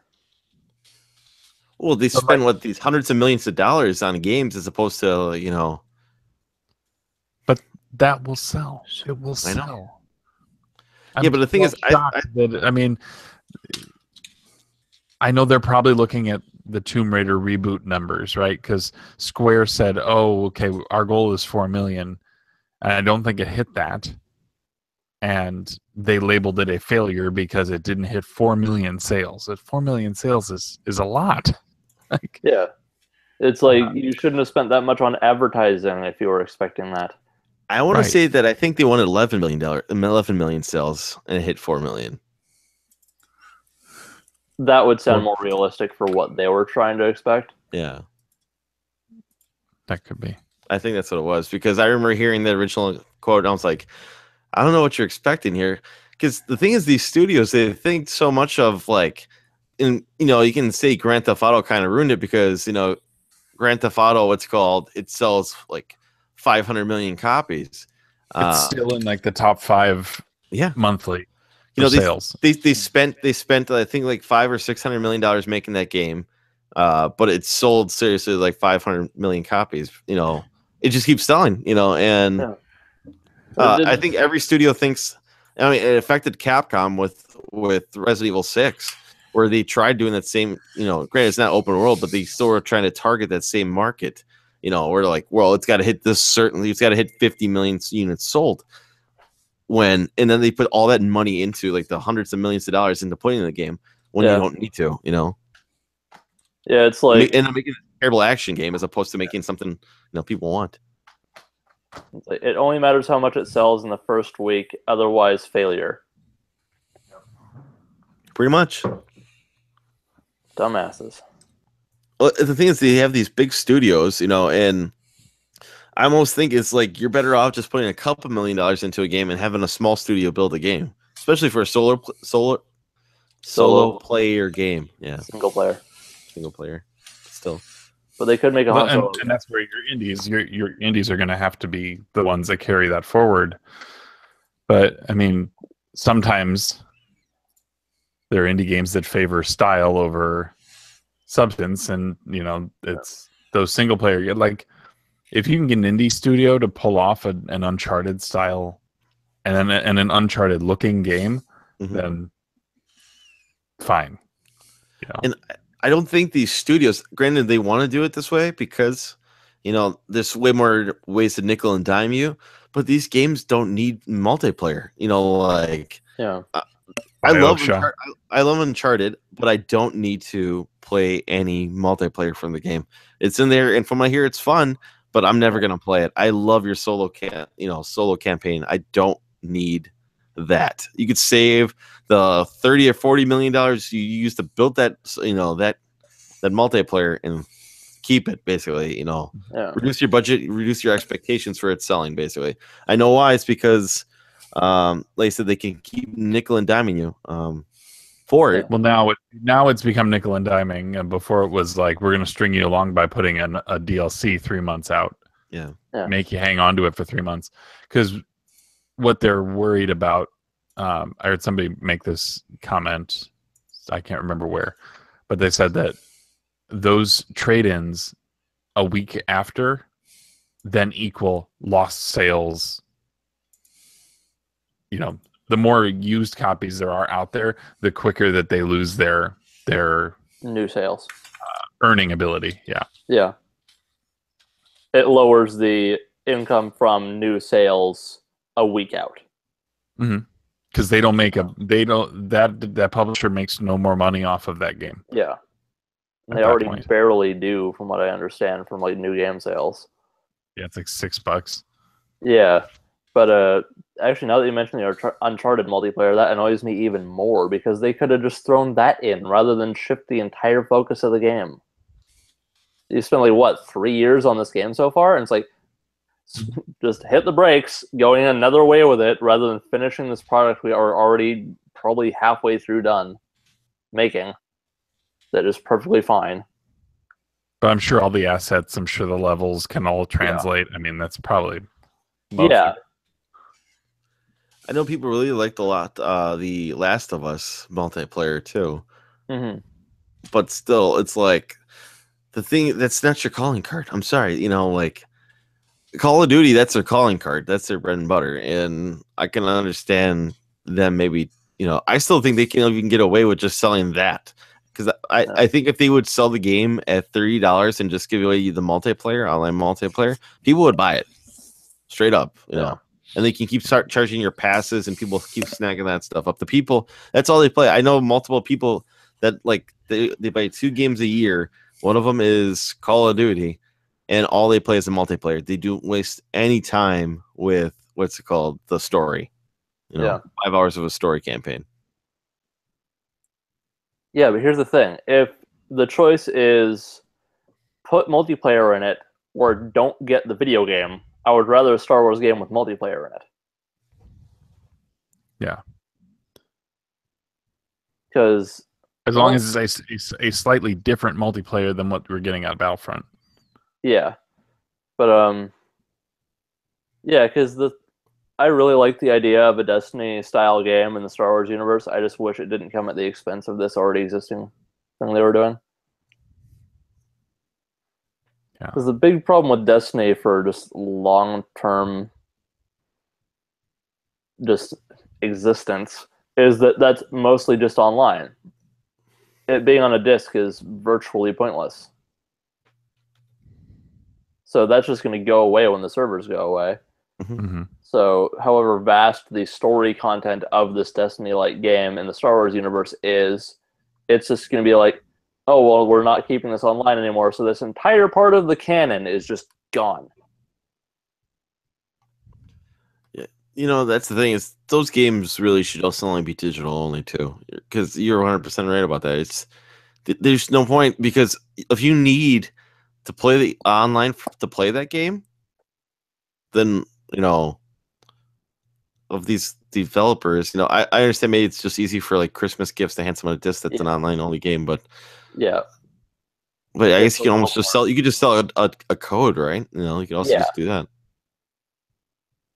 Yeah, but it's just, I think that would piss retailers off more so than anything, is if a major release came out and there was not a physical copy available in the store.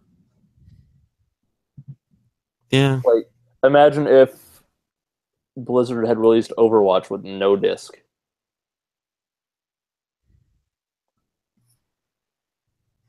I mean, it still's fine on PC, right? I mean, yeah, but console people, like, not having a disc to buy, that would have probably taken away a quarter of their sales at minimum. Just by lack of eyes on the product. Mm-hmm. It's easier to impulse buy in a store than on the online store. That's true. There's no 3 layers of "Are you sure?" Yeah.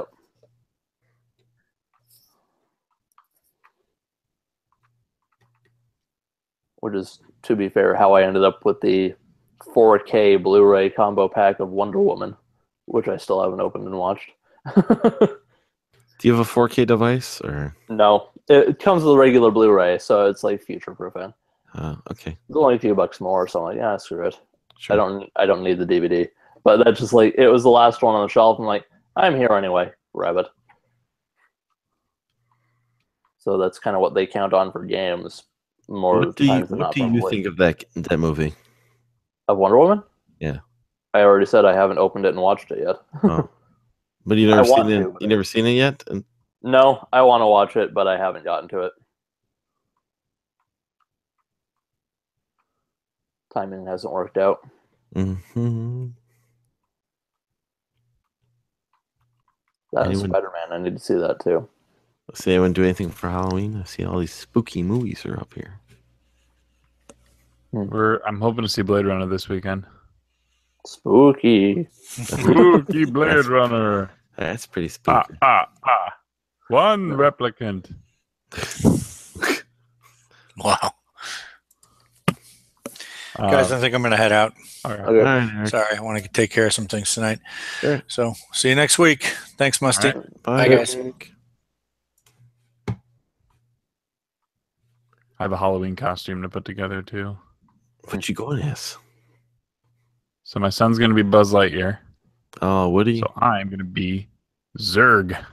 Zurg. Yep. Yeah, that's less complicated than Woody. You should have been Stinky Pete. You should be Stinky Pete. No.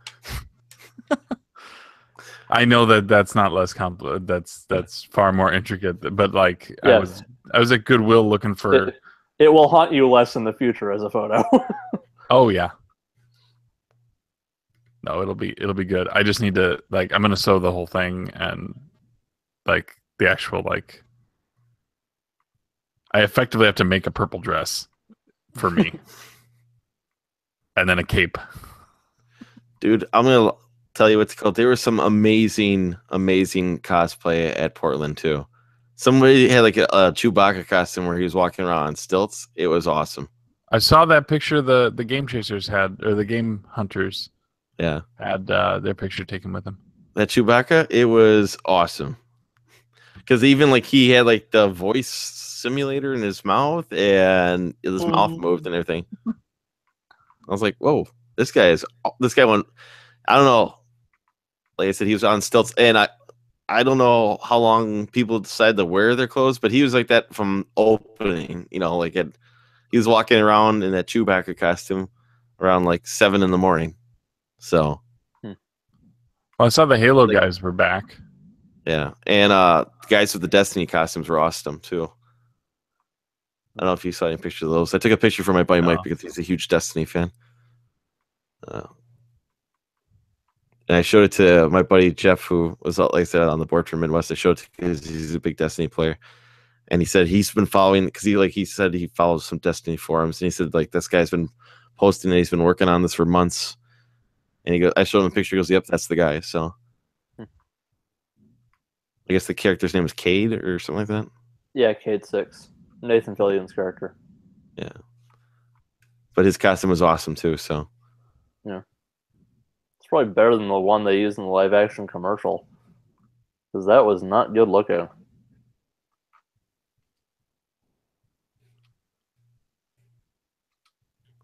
Record that. Capturing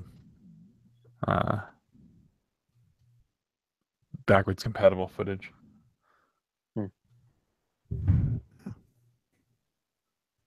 I can't imagine why. The opening cutscene to Black is a long opening cutscene. Oh yeah. You gotta make that work for him. Unskippable. Yep.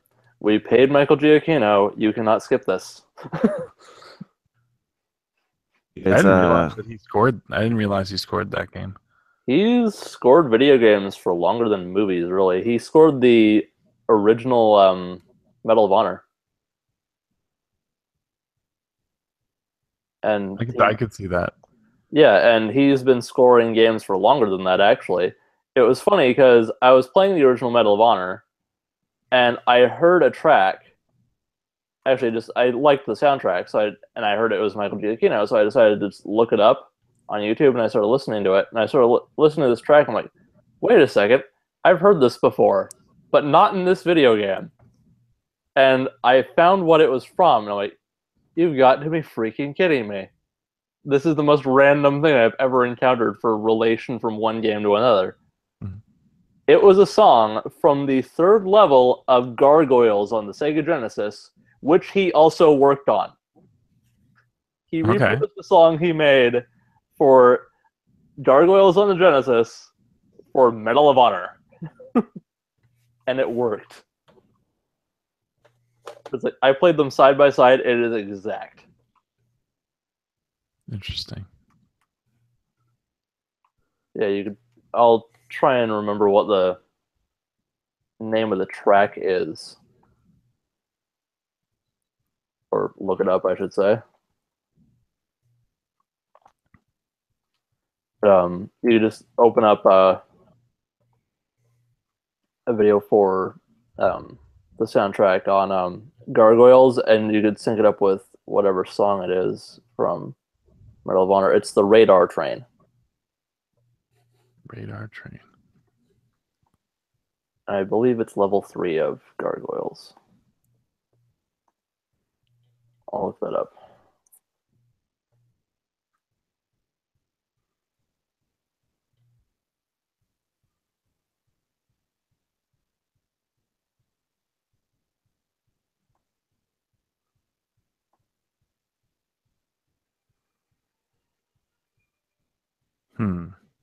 Anyone get their Star Wars tickets? Medal of Honor soundtrack.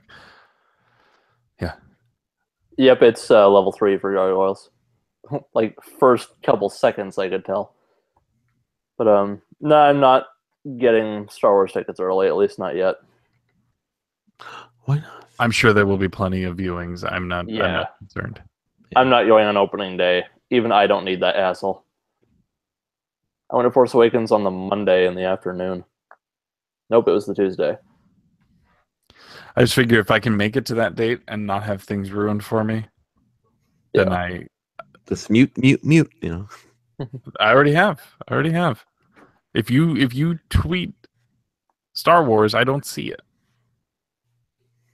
Don't worry, I haven't tweeted any Star Wars. I wouldn't know. Yeah. I wouldn't That's know. why I'm letting you know. That's good. Yeah. There's lots of little words that you can hide that make that make things easier to cope with. Force.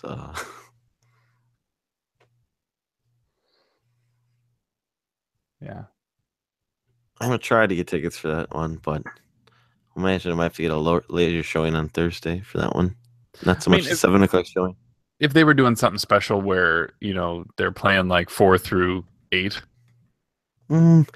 That's too long of a day commitment for me. Oh yeah, that would be a long sitting. Yeah.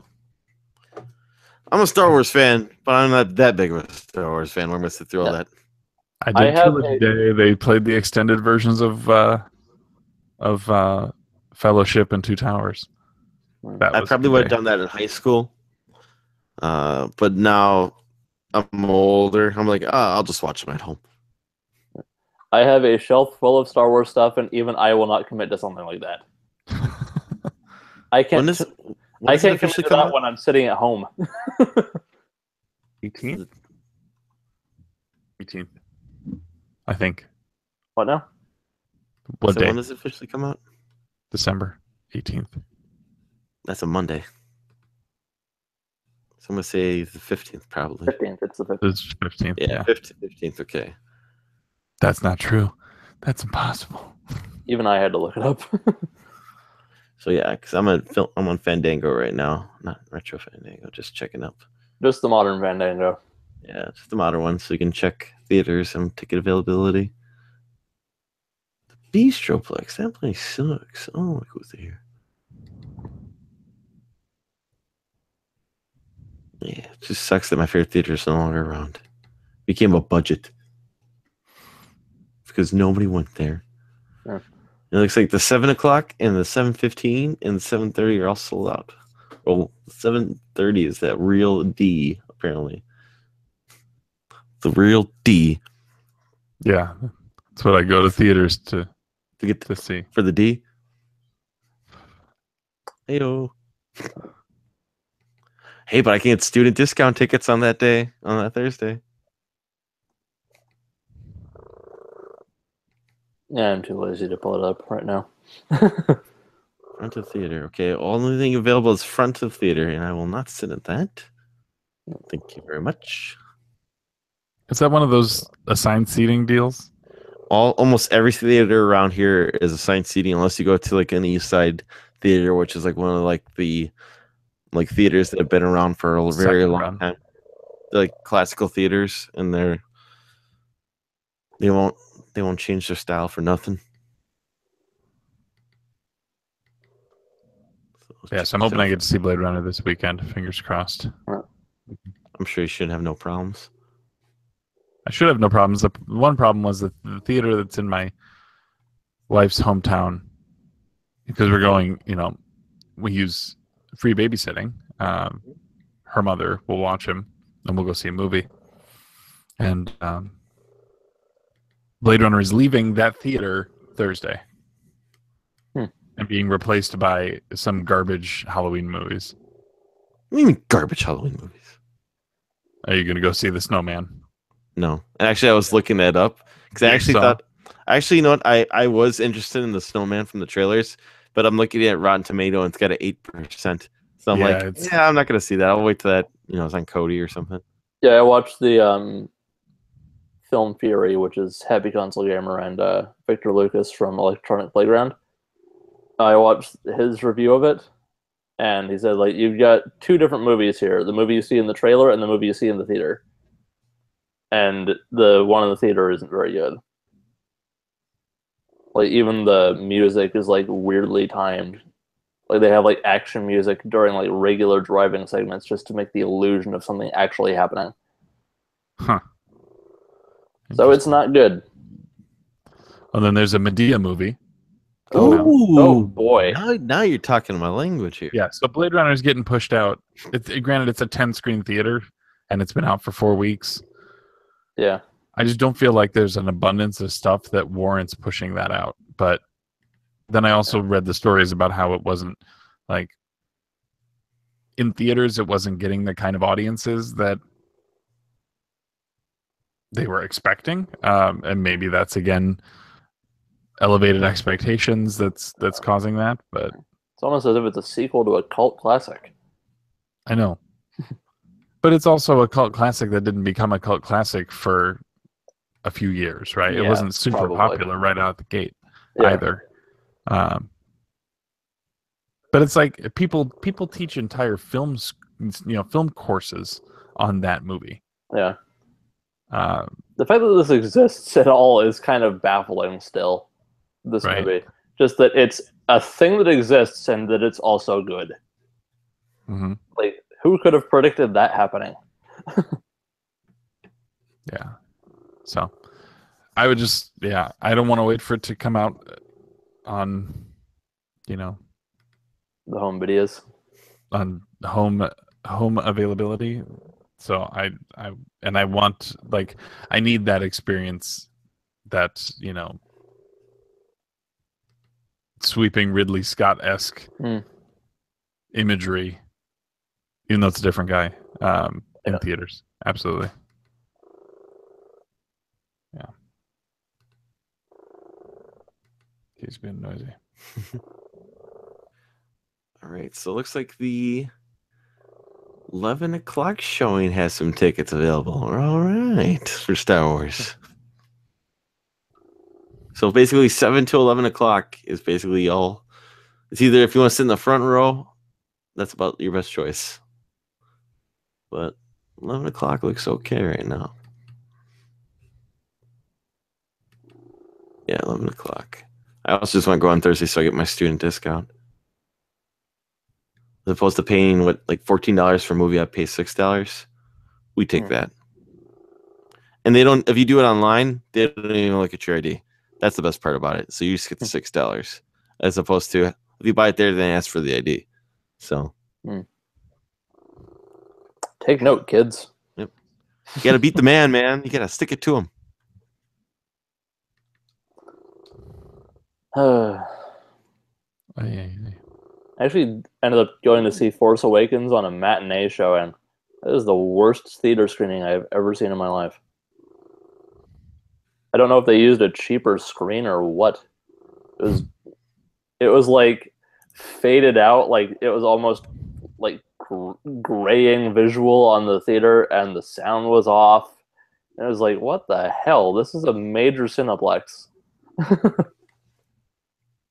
Does not matter that it is 3 p.m. There should not be a difference.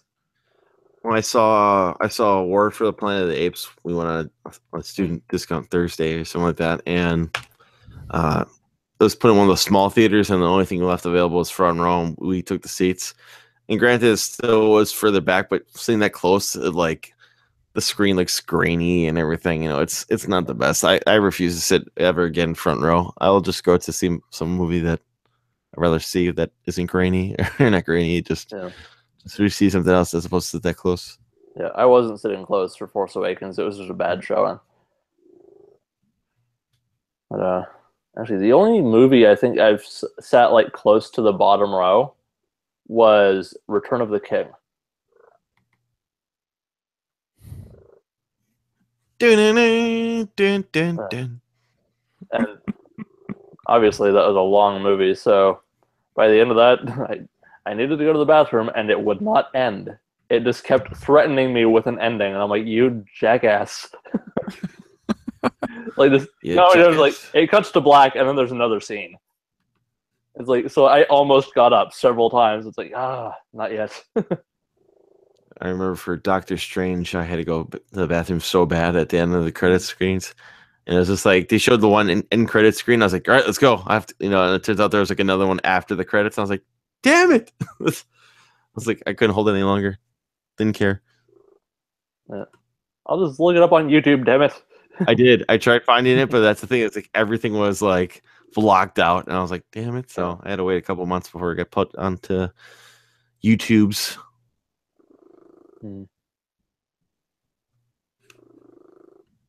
Oh, shit. Anyone caught up on Walking Dead? I don't watch it. I have not watched it since You Take It Like a Champ. I think that's what he said. Merle? No. The end of that season where we meet Negan. Oh, yeah, Negan. Yeah, just the voice you did. I'm like, we're doing Michael Rooker? It's like, what? I mean, I know, we're just like, yeah, we got tired of that show and just gave up. Yeah, Maybe someday. I missed that. What did you say? We just kind of gave up on that show. Like we thought about coming back, and then like I think between that season and the next one, it was like, what are we doing to ourselves? Like, yeah, and especially with the way they left that off. Mm-hmm. Which actually, when I watched that when it came out, it was just for myself, but I applauded. I'm like, that is a bold move. I appreciate that. It also gave them a lot of options. Yeah. Because they didn't have to make up their mind right then and there. Yeah. But it's just kind of a ballsy move in general. Oh, yeah. I mean, I'm sure it gets people talking. Yeah. But, yeah, I watched the season 8 premiere without getting into spoilers or anything. Because you're a season behind and Ryan doesn't give a damn. Nope. But I may also not give a damn anymore, but yeah. The season 7 was okay. It had some weird moments. But yeah, the opening episode was strange with the way they try to do it. Like they do kind of a manipulating time thing, or just kind of like Quantum Break. not really, but yeah, that was the joke to go for there. I appreciate that too. But but it was like the like show scenes from like an indeterminate amount in the future and then go back with no explanation. Interesting. Kind of disorient you as to what timeline you're in. Yeah, but it's like people clearly look different, so it's a substantial difference. So it's like, is this actually happening? Is this an imaginary thing? Or because like the closest thing I'll get to a spoiler for that is that just in terms of phrasing they use in the episode is they mention like Rick thinking about what the future looks like.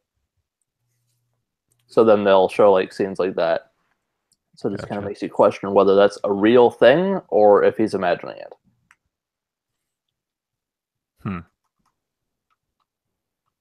It's still got its awkward bits, but that's interesting enough. Of course, I'm caught up to the latest issue of the comic, so I know exactly what they're going for, but or almost exactly. They do different stuff.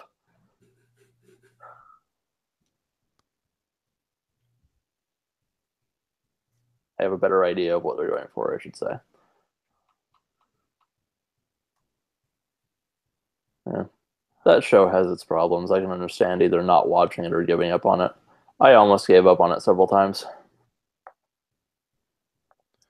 Yeah, I'm trying to find someone to take the like I have the first 6 paperback volumes. Read through them, but I don't feel like I have a need to hang on to them.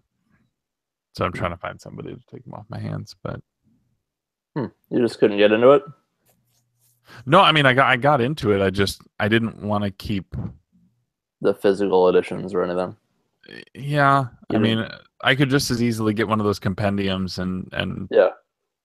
Actually, Comixology, if you just want to go the digital route, has a sale going right now, and all 3 compendiums are on sale. Really? including like $1 each up until like 2 issues from recent. Okay. I went digital from the end of Compendium 3 up to latest issue. So Okay.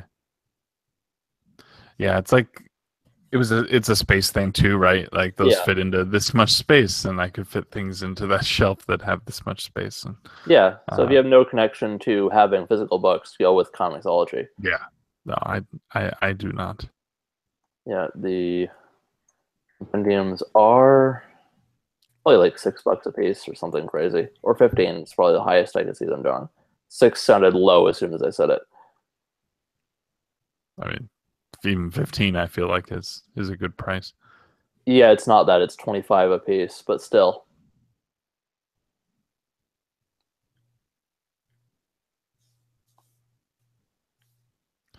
I'll have to take a look. And that is US, so there's no conversion needed. Does Stranger Things start on Friday or does it start on Tuesday? Drops Friday. on Friday. Okay. I still need to watch that first season. I really need to get to that. It was enjoyable. Yeah, I have nothing against it. It's just another thing I've not gotten to it. I've watched a few episodes. I don't know where I left off, though.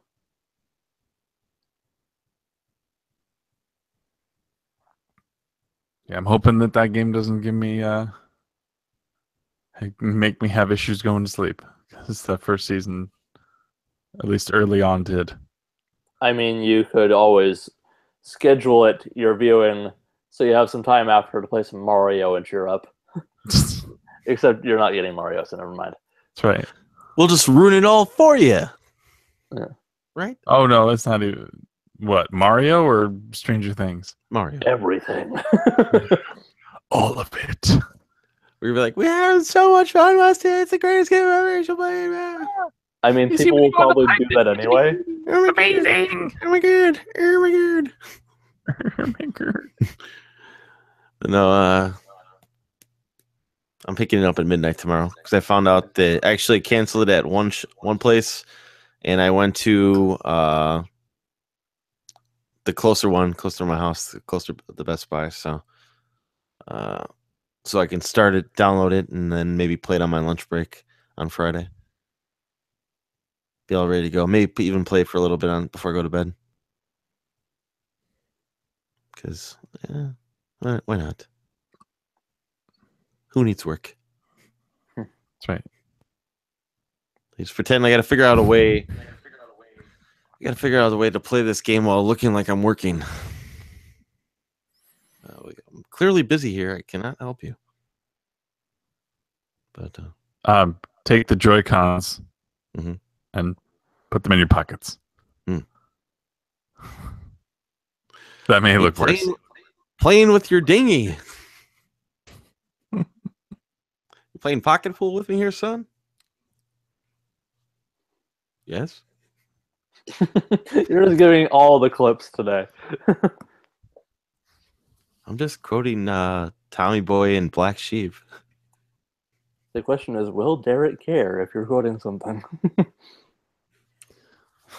What Ryan doesn't know is that Derek is recording this right now. Okay. I think you can guess that because you're recording this right now. Is it almost time to bring hats back? Not that one. No?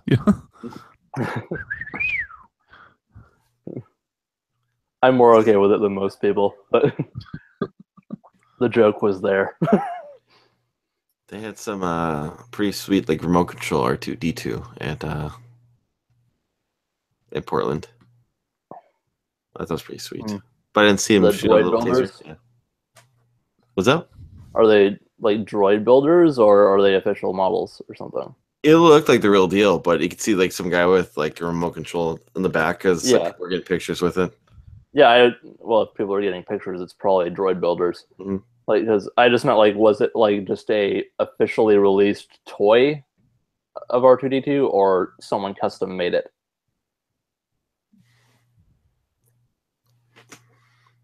Like, was it full size? Mm-hmm.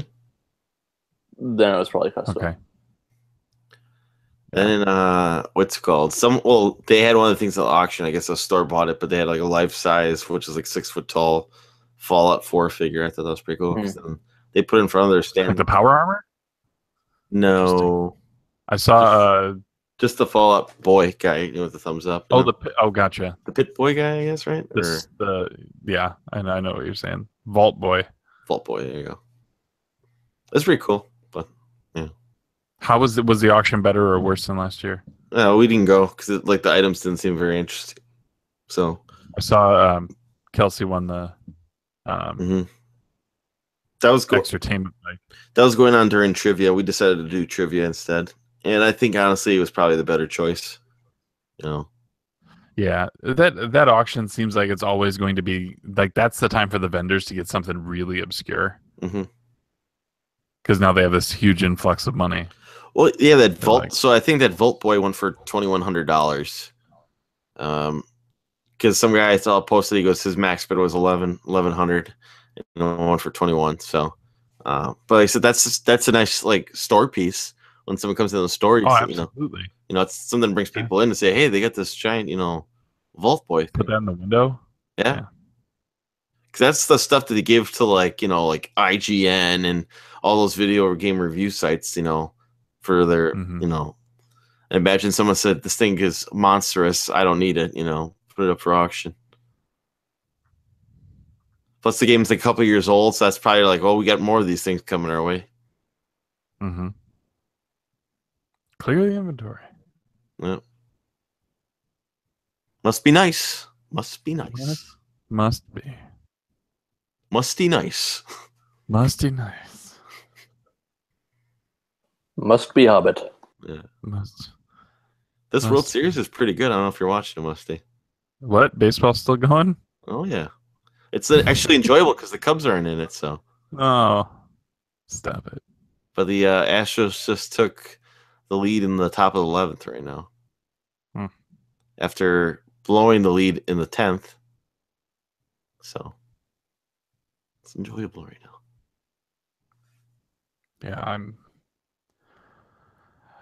in the back of my head, I was like, it'll be nice to not have this extra layer of stress. I was like, oh, well, what if they push it to a game 7? It's like if they push it to a game 7, here we go, sports talk briefly. If they push it to a game 7 and then they lose, coming back from down 3-0, then I've just exhausted a week's worth of extra stress that I just don't need. Or I've fueled another week of stress. That's what it is. My buddy Gabino bought tickets to Game 3, and then one of the Dodgers. He's a huge Dodgers fan. He grew up in LA, lives here in Milwaukee. He went to Game 3, and after they were up 3-0, the tickets dropped 75% for Game 4. So he had like 5th row behind home plate for Game 4, but that's the game the Cubs won. And then he didn't want to go down. He's like, I got 3 hours of sleep in the last 2 nights. He goes, I'm not going down for Game 5. And I was like, you should have, because we're all talking. I was like, you there? And he's like, no. He's like, I'm exhausted because he had to work at 5 in the morning. So the things he gets back. Yeah, I mean, if you had that opportunity to potentially watch your team clinch, and it was within 2 hours, like I don't know how you don't take that opportunity. That's the thing. It's like he wasn't going to go to Game 4, and he's like, "Well, there's a chance I could see him, go." And then Game 4, did the Cubs blow him out in Game 4? I can't remember. No, they had to make it interesting. Because I just remember that, and they jumped out to a lead, and then they crept back in and at one point had I've kind of dismissed it. I'll reflect on it some other time. Hey, a couple more years of this, so enjoy it. Yeah. And then it's Brewers will be owning the Central. Sure. Maybe they'll bring the Astros back. Oh, the Astros looking pretty good right now. Yeah.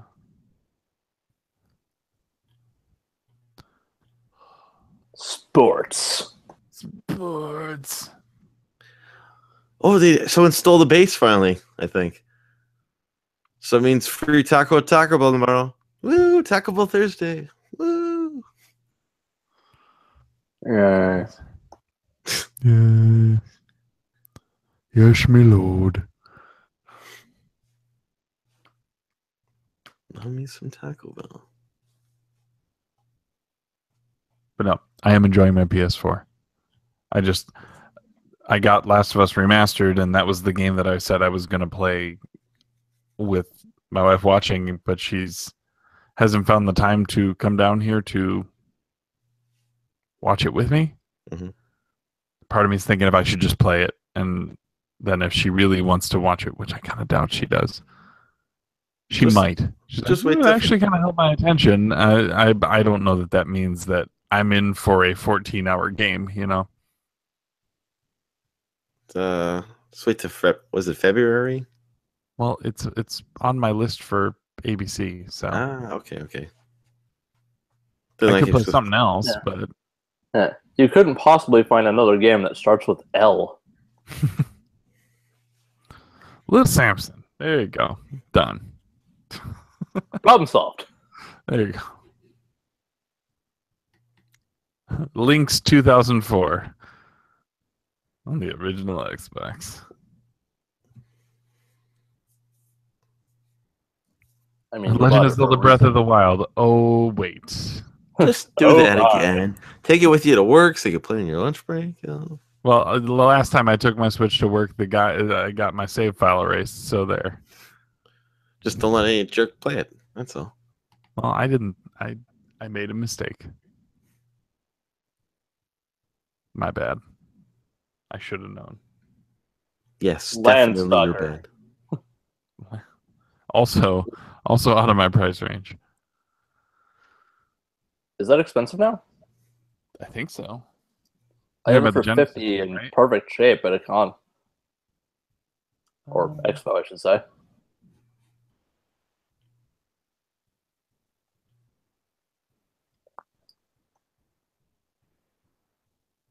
Not that that is the perfect game to play, because it has odd movement.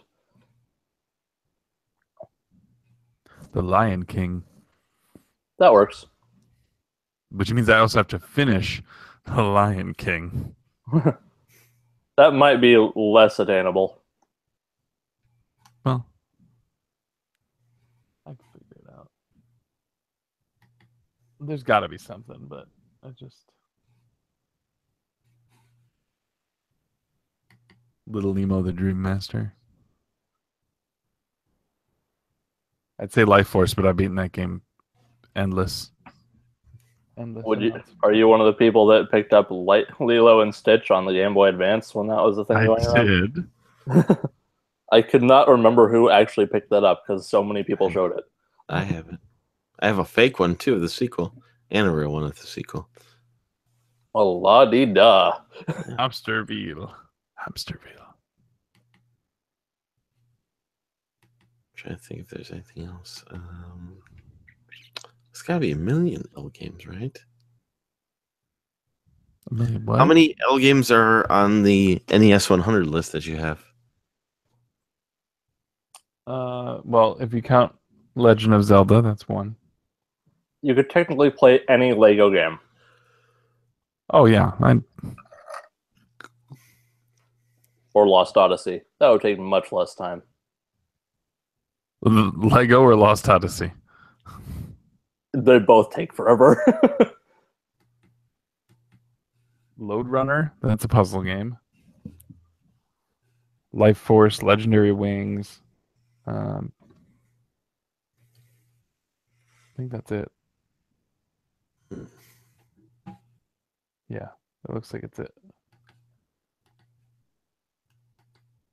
Legend of the Mystical Ninja. I got rid of that. Of course you did. That was a stretch anyway. Yeah, and the Lion King. I can't see my PS3 stuff to.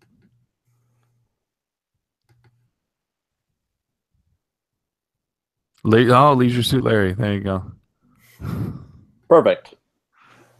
It's at this Yeah. point I realize I don't have any games that start with L on PS3. Little Big Planet. Huh. I don't have that, but that is a good one. It's probably not that long either. Huh. Let me check the old game facts here, see if there's anything on there. Game facts.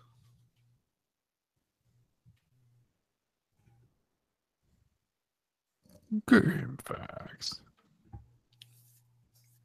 Which is what I used to beat Friday the 13th. If my video was on, I'd use air quotes on that beat. Nah, it is not.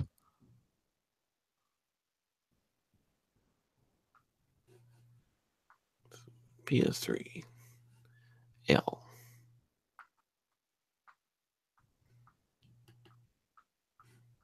LA Noir. I'm part of the way through that. There you go, beat that game. Part of the way is still a long way from done with one of those. Yeah, that game is substantial.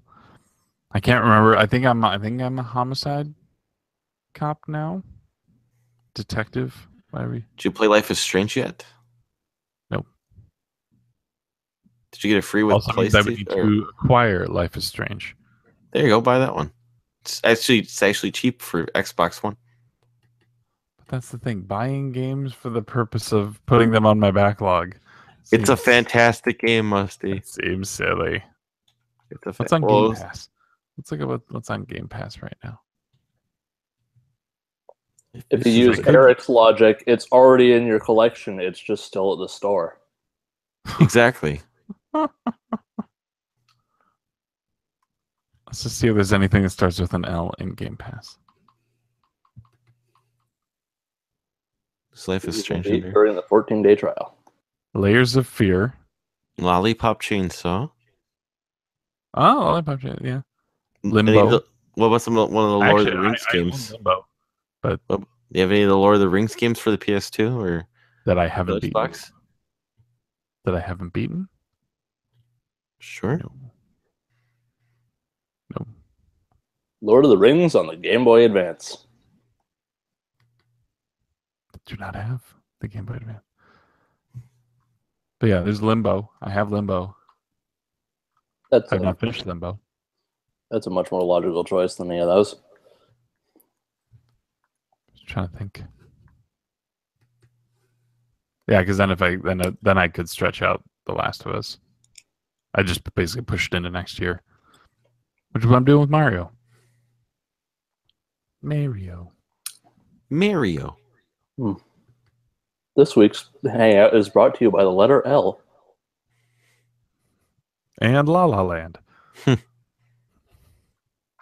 actually have that out from the library. I need to watch it.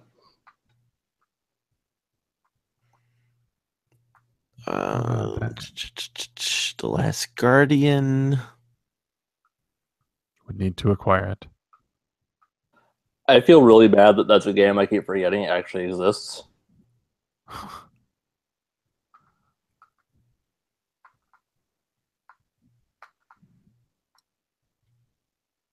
Yeah. Little Nightmares.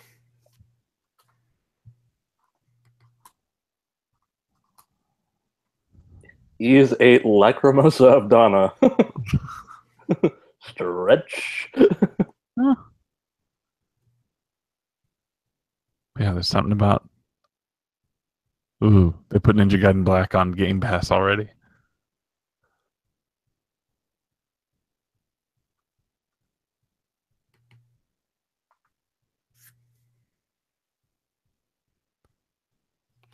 Dodgers just hit a home run to make it 7-6 now. Isn't that? Did they win then? No, they're trailing by one with Oh. 1 out left now in the bottom 11th. It was 2 runs. Now it's just 1 run. I bet they're all going crazy. Yep. This is actually a pretty crazy game. It keeps going back and forth.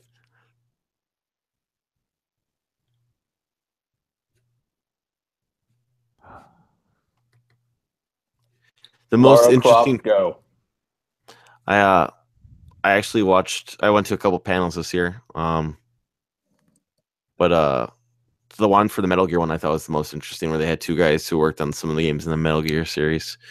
And they talked about it. I wanted to ask him a question, but I couldn't think of anything. Anything about it. Like to ask. Everyone was just basically was curious about Hideo Kojima's like life, basically, and how hands on he is with every game, and Should have asked them if they feel asleep. feel asleep. Yeah. What's I that one got it. From Metal Gear. The first Metal Gear. Oh, the NES one? Yeah, it was a bad translation. Like one of the guards is supposed to say, "I feel sleepy." Mm-hmm. And they translated it to "I feel asleep." Metal Gear. Not "I fell asleep" or "I feel sleepy," but "I feel asleep." That's good. Because I saw one of the guys walking on the convention floor later on, because they were talking about, like, I think the most hands-on they were was with the 4. And he said, like, there's a lot of people, he goes, they're like, don't blame us, we didn't write the game. But the results of the game is, I guess a lot of fans were upset, and the guy was talking, he goes, there's probably some things that are better left to keeping people having their imagination, like not answering every single question, and that's what they were trying to do with Metal Gear Solid 4, was trying to answer every single loophole, or not loophole, but like every little mystery. And it was supposed to be the fourth game was supposed to be the final Metal Gear game. And he goes, we probably should not have done that, because some mysteries are best left unsolved and let it sit to people's imagination. But he's like, they both said they were proud of that. And I went actually talked up to that one guy and talked to him. I was like, don't apologize for that game. It's fantastic. I love Metal Gear Solid 4. It was a great game.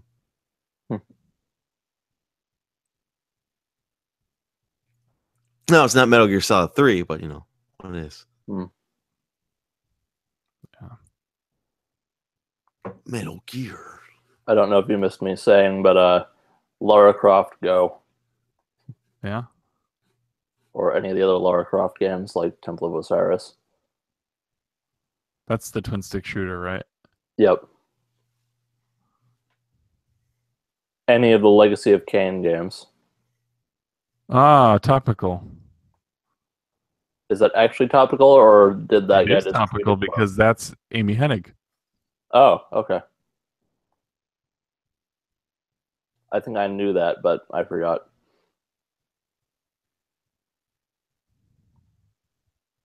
Which one, though? Blood Omen or Soul Reaver? I think both. Because Blood Omen was a different thing. And then is it Crystal Dynamics who did Soul Reaver again?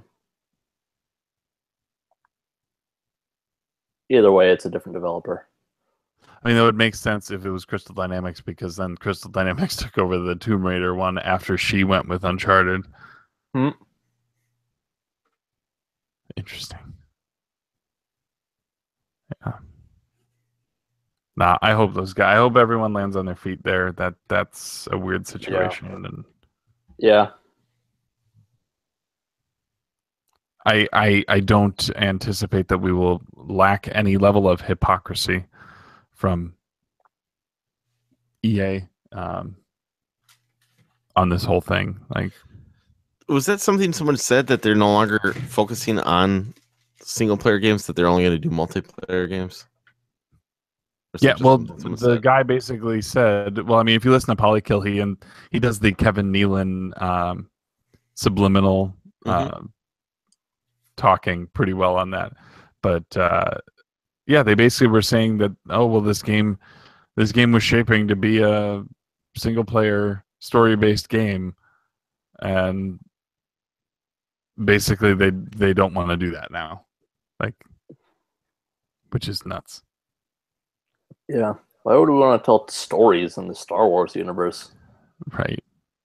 It's probably They probably just see all their money comes in multiplayer games like Battlefield and Yeah, and those loot boxes from the Battlefront 2 beta were so well received.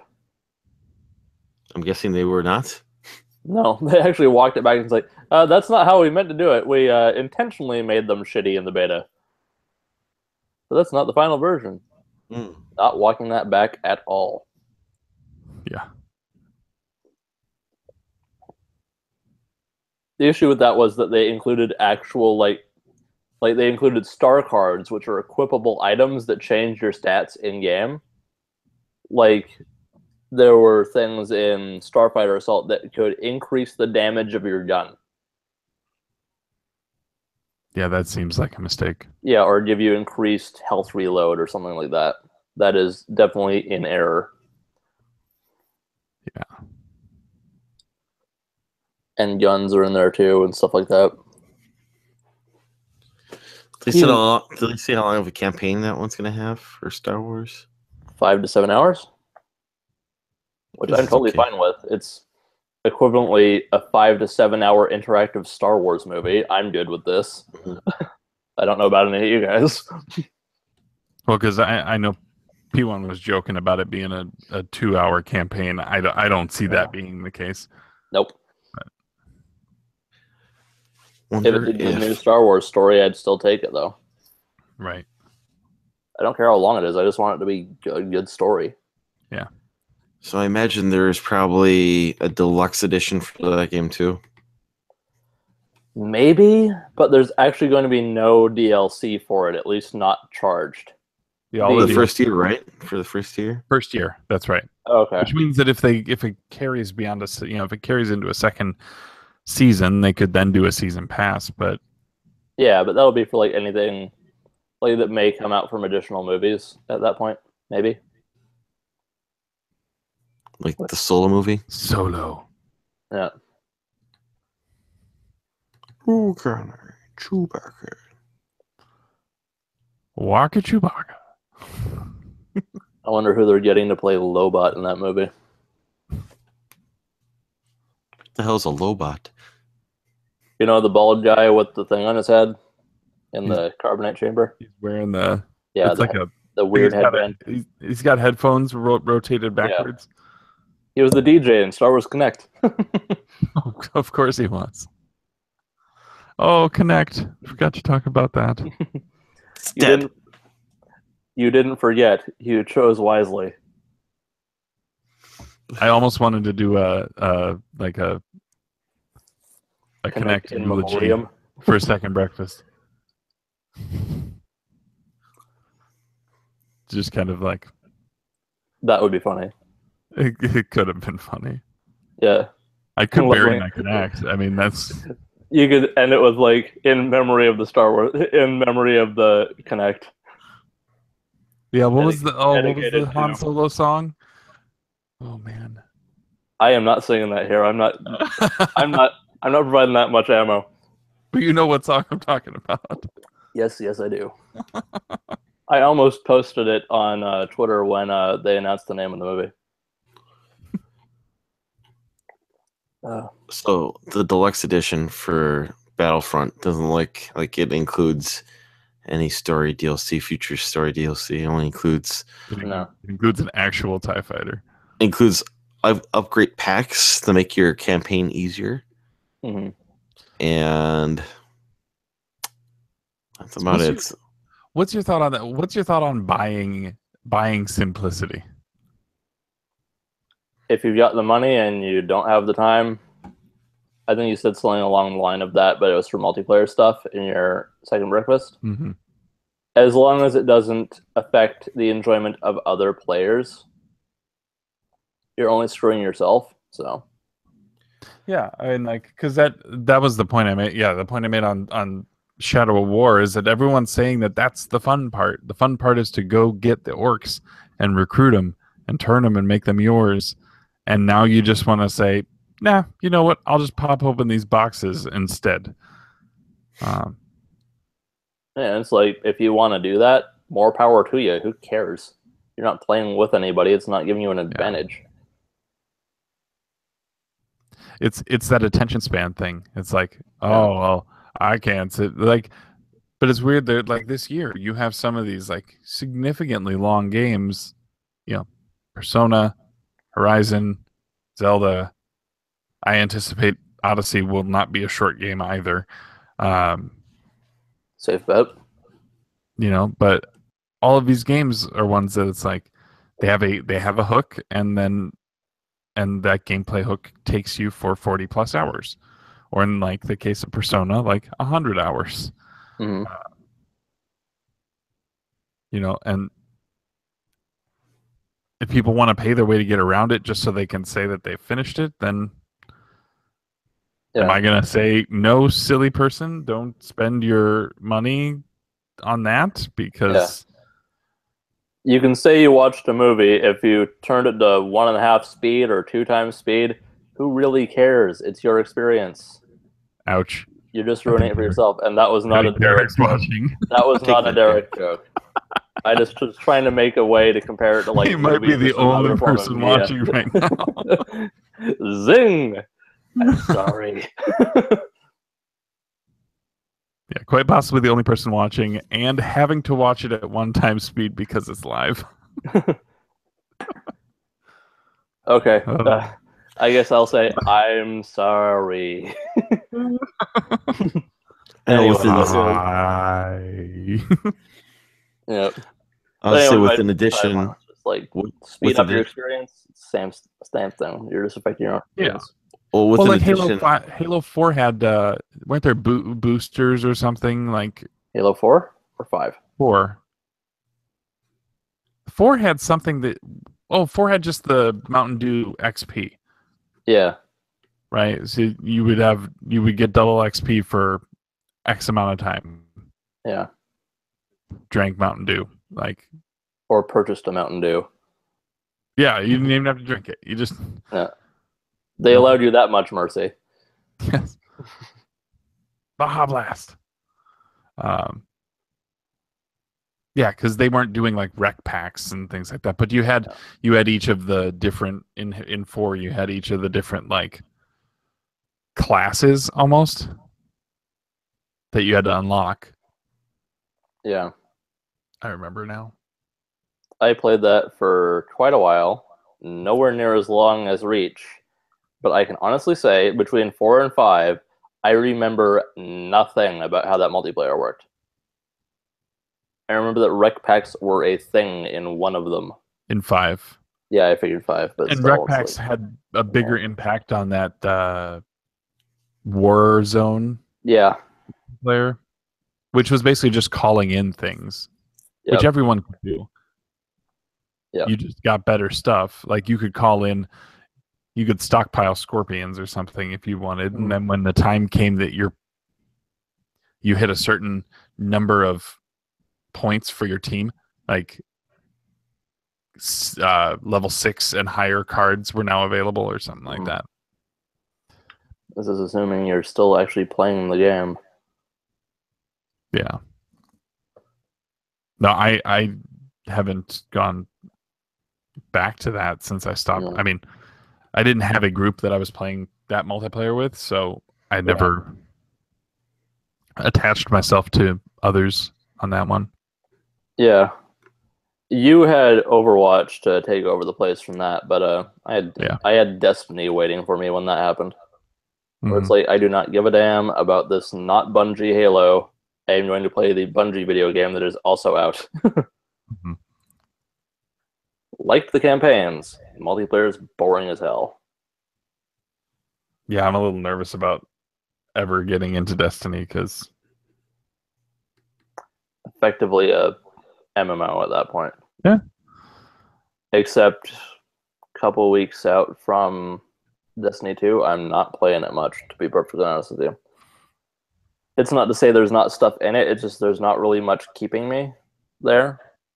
Then again, I also played 60-odd hours in the first week, so I might have burned myself out. Yeah. Well, they'll throw something. They'll put something out there, right? That draws you there's back DLC in to coming. try it.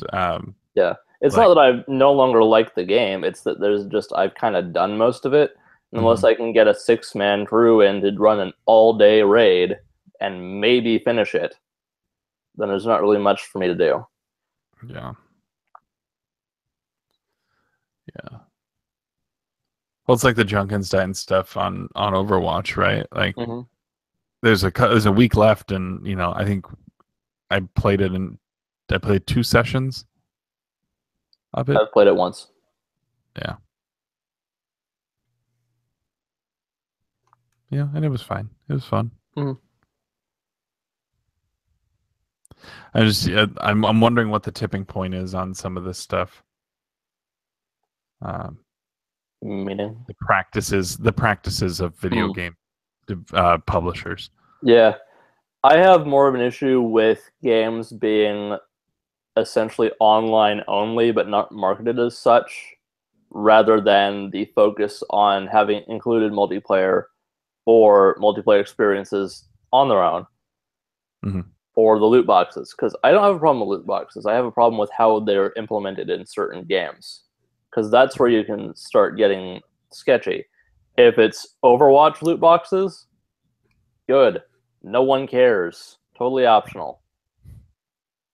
No one really complained that hats were giving them an advantage in Team Fortress 2. That's never been an issue for people. Became a joke that there were hats at all, but hey, it wasn't affecting the gameplay.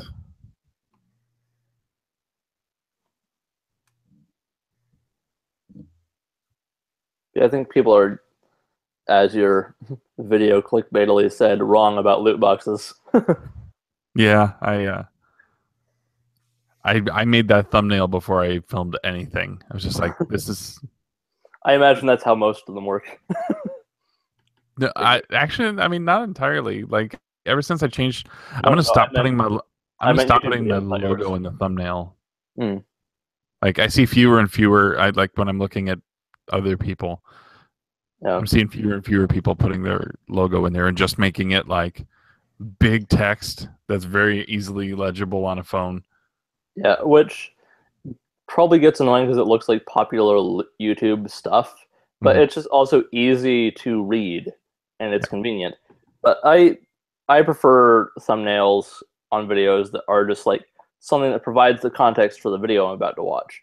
Yeah. I don't, like, just in general, I don't need to see somebody's logo like big in the middle of the thing. Yeah.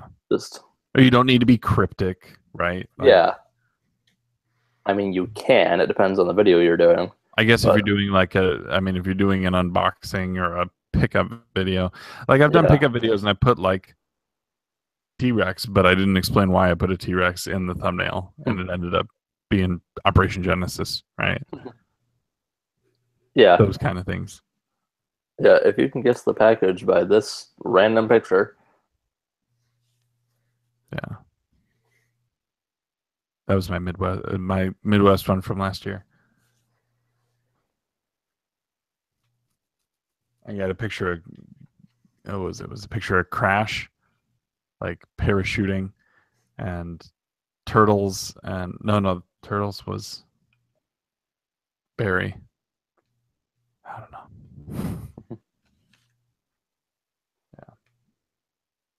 Yeah, that's probably a better call to do something else with the thumbnail. I just see there's some other people. There's a guy that his name's been thrown around a little bit more recently.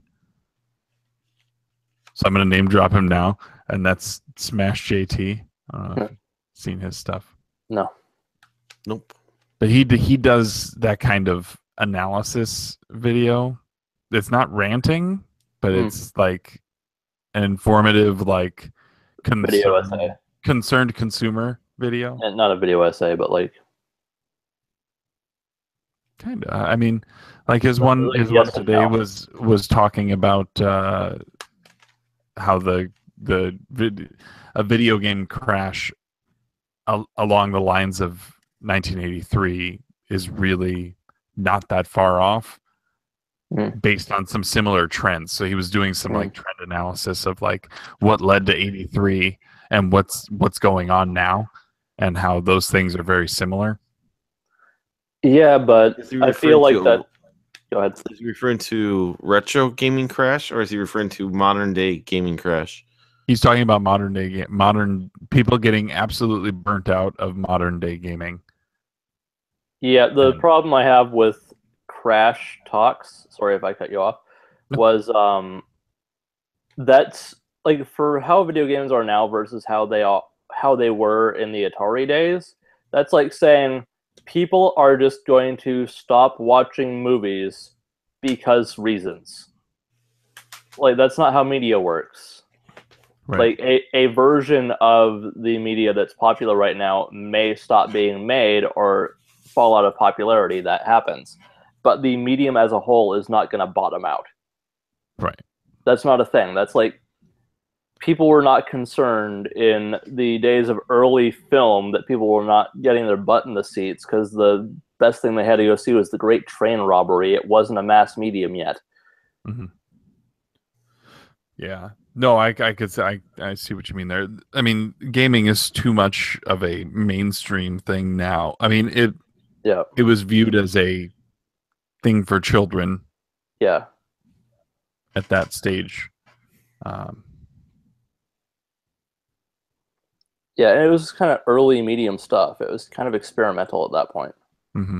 And then it got commercialized before it actually advanced to the point where commercialization was able to take off. Like, there's a bunch of licensed games on the NES, and the same thing didn't happen with that, and it was pretty close. But like you get like ET on the Atari 2600, obviously not a very good game, not very well thought out, but also one of the biggest things in video games at that time. Combined with like how everyone was putting a game out and nothing was good because we weren't at that level yet. But yeah, that thought process kind of bothers me. I'm not bugging you for bringing it up or anything. I just find the concept a little irritating that people think that can happen because it just shows how little respect for video games as a medium people actually have still. Yeah. Just in terms of concepts of association for what a medium will do, I find it funny just kind of like the TV will rot your brain thing, but you think back to like some older media or things that take place in like further in the past, you'll see like people were getting bothered for reading too many books. Mm-hmm. And it's like, oh, he's rotting his brain, he's reading too many books. Yeah, you're never going to see that now. Yeah. It's all cyclical, and that's I think one of the things that one of the comments he made was that you'll get people who are so tired of having to be nickel and dimed to play games that they've paid retail on, that they'll switch back, like they'll go back to retro, or they'll find another alternative. But yeah, I agree with that to some extent, but yeah, the paid online shooter might go away for a while or fall out of popularity, or at least loot boxes will go away. But it happens, and it's happened in video games already, and it wasn't considered a crash when fighting games lost popularity for a while.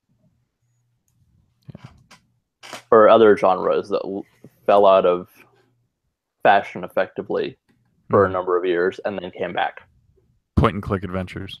Yeah, that was not considered a crash for adventure games or video games in general. That was a genre falling out of favor for a while. Yeah. Because people were tired of it. Yeah. And then Telltale resurrected that style to some extent. Yeah. And that wasn't an overnight resurgence either. That was, you started with Jurassic Park and Back to the Future, both of which were flawed. Yeah, I don't think Jurassic Park was as early as people remember it being. But it was probably before The Walking Dead. It was. Okay. I think it was something makes me think it was Back to the Future, then Jurassic Park. Or maybe it was the other way around. Hold on.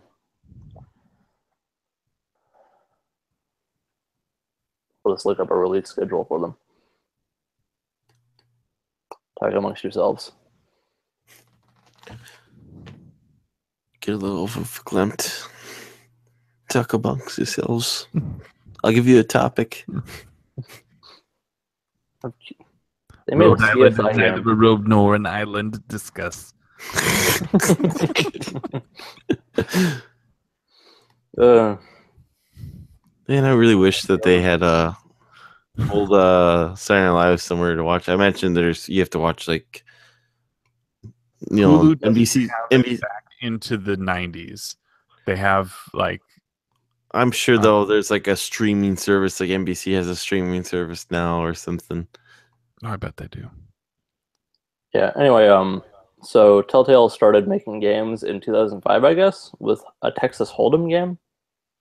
But they made games out of Bone, which is a comic series, I guess.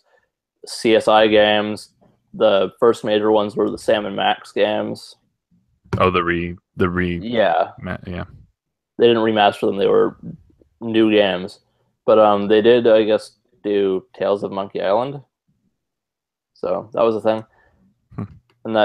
And still several more CSI games and other various things poking out of the inventory. Takes through 2010, and in December that was when Back to the Future came out, and then after that in November 2011 was Jurassic Park. Okay. Which but surprisingly, that's a game style that you can churn out quickly. Yeah. And so it allows them to adapt to whatever's hot at the moment, right? Like, yeah. Tales from the Borderlands got announced, and then it was out within like a year, right? Yeah, it's kind of like it's more advanced than this, but it's kind of like how the visual novel is really popular in Japan, and it really gained popularity when that started taking off, because all you really need is a script and some pictures, and then you just let people choose their own adventure at that point. So it's basically a point and click, but very simplified. Like whatever that game is that Joe's playing right now. What's he playing? Some kind of beeb. Some Atlas beeb. Senran Kagura? No. Oh, no, that's XC.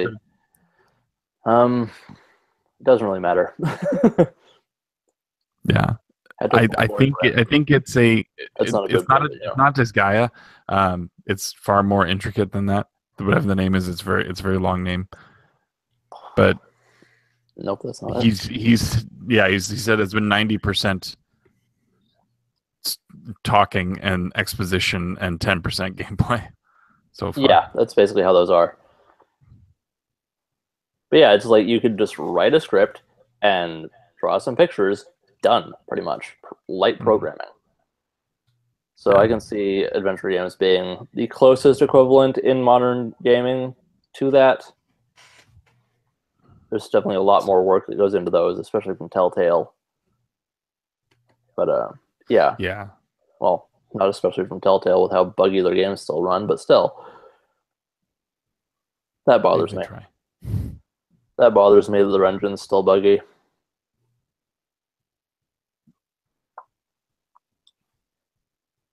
Not just from a gameplay perspective, but like you've got so much money now from The Walking Dead that you can just basically make whatever the hell you want.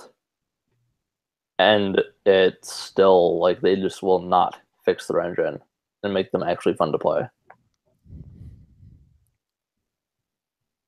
I know like Tales from the Borderlands apparently ran fine, but that doesn't make any sense that Batman, like probably the second biggest license they've gotten after The Walking Dead as a video game, ran buggy as hell. That doesn't make any sense. Yeah, that is weird. It's weird that they are allowed to get away with that in terms of people just still like, okay, you can keep having my money. It doesn't matter if your game's actually good or not. I'm going to keep giving it to you. Game of Thrones. Yeah. Well, that's the thing. It's like, people who just blindly throw their money at games like like that are incentivizing a lack of polish, Yeah, it's like Uh, you want it now, not good. Mhm. But now they're getting competitors with whoever made Until Dawn. I don't remember. And Life is Strange is the more direct comparison, but Until Dawn is basically a high budget point and click adventure to Yeah. that point. choose your own adventure. It's effectively an adventure game. I'd like to play that at some point. Yeah, I got that from PlayStation Plus, and I already had a copy of it, and it's still sealed. I just have not been motivated to play it. Yeah, well, I've been hearing people say that it's better to play, like playing that game alone is not the best way to do it. Like,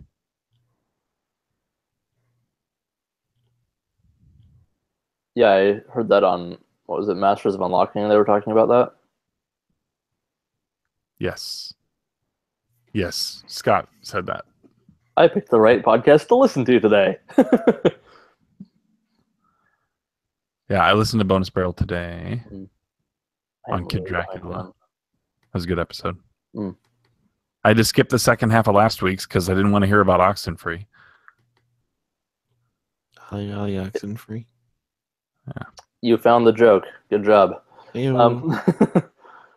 Both But, both indie games. Yep. Hey, there you go. But took me a second. But so with Bonus Barrel, it's been a while since I listened to them, just because I keep putting it off. To be honest, do they do like their preamble and then they get into the topic? I do not remember. Okay, so Yep. I just listen to like the first 10 to 20 minutes and then stop for a game I haven't played. Yeah, you can listen to what they're doing, and then they have a more formal. Okay, now we're moving to the topic. Yeah. Do they go right into spoilers, And or the music plays at that point? okay? Do they go straight into spoiler talk, or is it just like general impressions and then spoilers? For Oxenfree, That's pretty story based. It's like, it's pretty story based. So they gave the alert that they would be going into spoiler territory pretty soon. So I just stopped at that point. I didn't yeah, even. just stop where it sounds like they're going into spoiler territory. Is Yeah. Now the nice thing is that episode from last week, they did. What else did they do? Monster in My Pocket as well, because they missed the week prior, so they basically did a double episode last week. So you can still listen through Monster in My Pocket and then skip the Oxenfree stuff if you want. Okay. If you, I mean, I don't care about Monster in My Pocket. You're not, yeah, like I'm not spoiling anything by listening to them talk about Monster in My Pocket. Yeah, there are certain games that it just does not matter. Mm-hmm. Like Kid Dracula, I'm interested. There's no way I could ever own a cart of that. Yeah, and that's one of those games, like, the reason I'm interested in playing this is not the story. Yeah. Looks like a fun game. Yeah, I really need to catch up on them. I didn't mean to get as behind as I have. I just did. It's like, I'll play Child of Light, didn't get to it. I'll play Thomas Was Alone, didn't get to it. Stanley Parable, yeah. I played Gone Home. Yeah. I've been really bad about getting to video games recently. Sorry, go ahead. Gone Home might still be free on. Yeah. Didn't I hear on something that there's a setting on the Xbox that you can just say automatically grab me the free games? Oh, that'd be great. That would be fantastic. Give me all the free games. Yeah. Automatically add to cart. I would love for that to happen. Just save me that 5 minutes every half a month.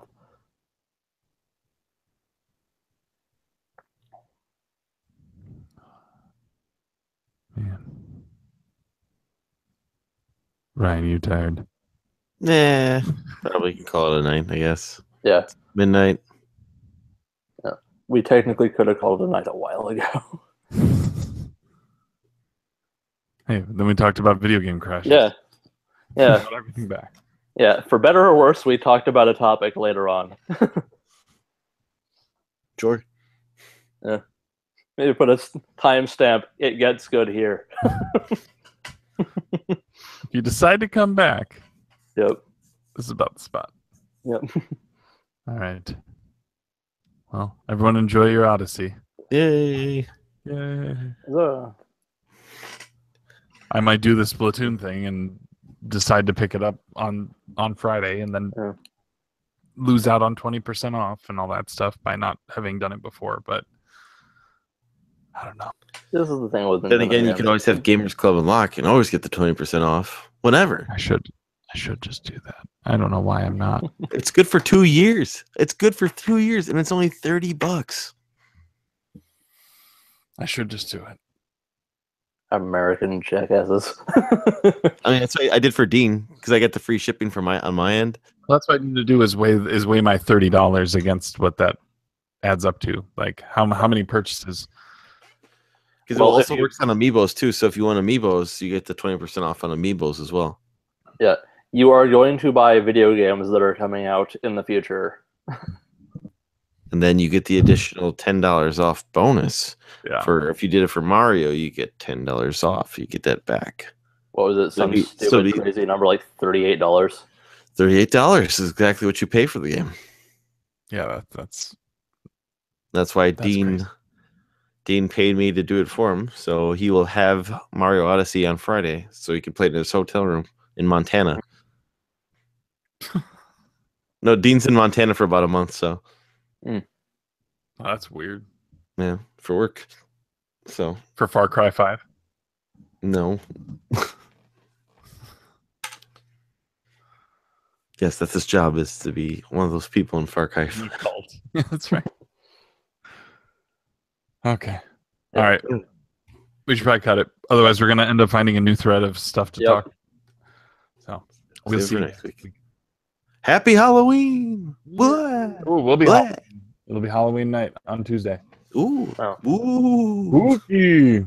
I'll probably Ooh. do that costume. All right. Okay. Yeah.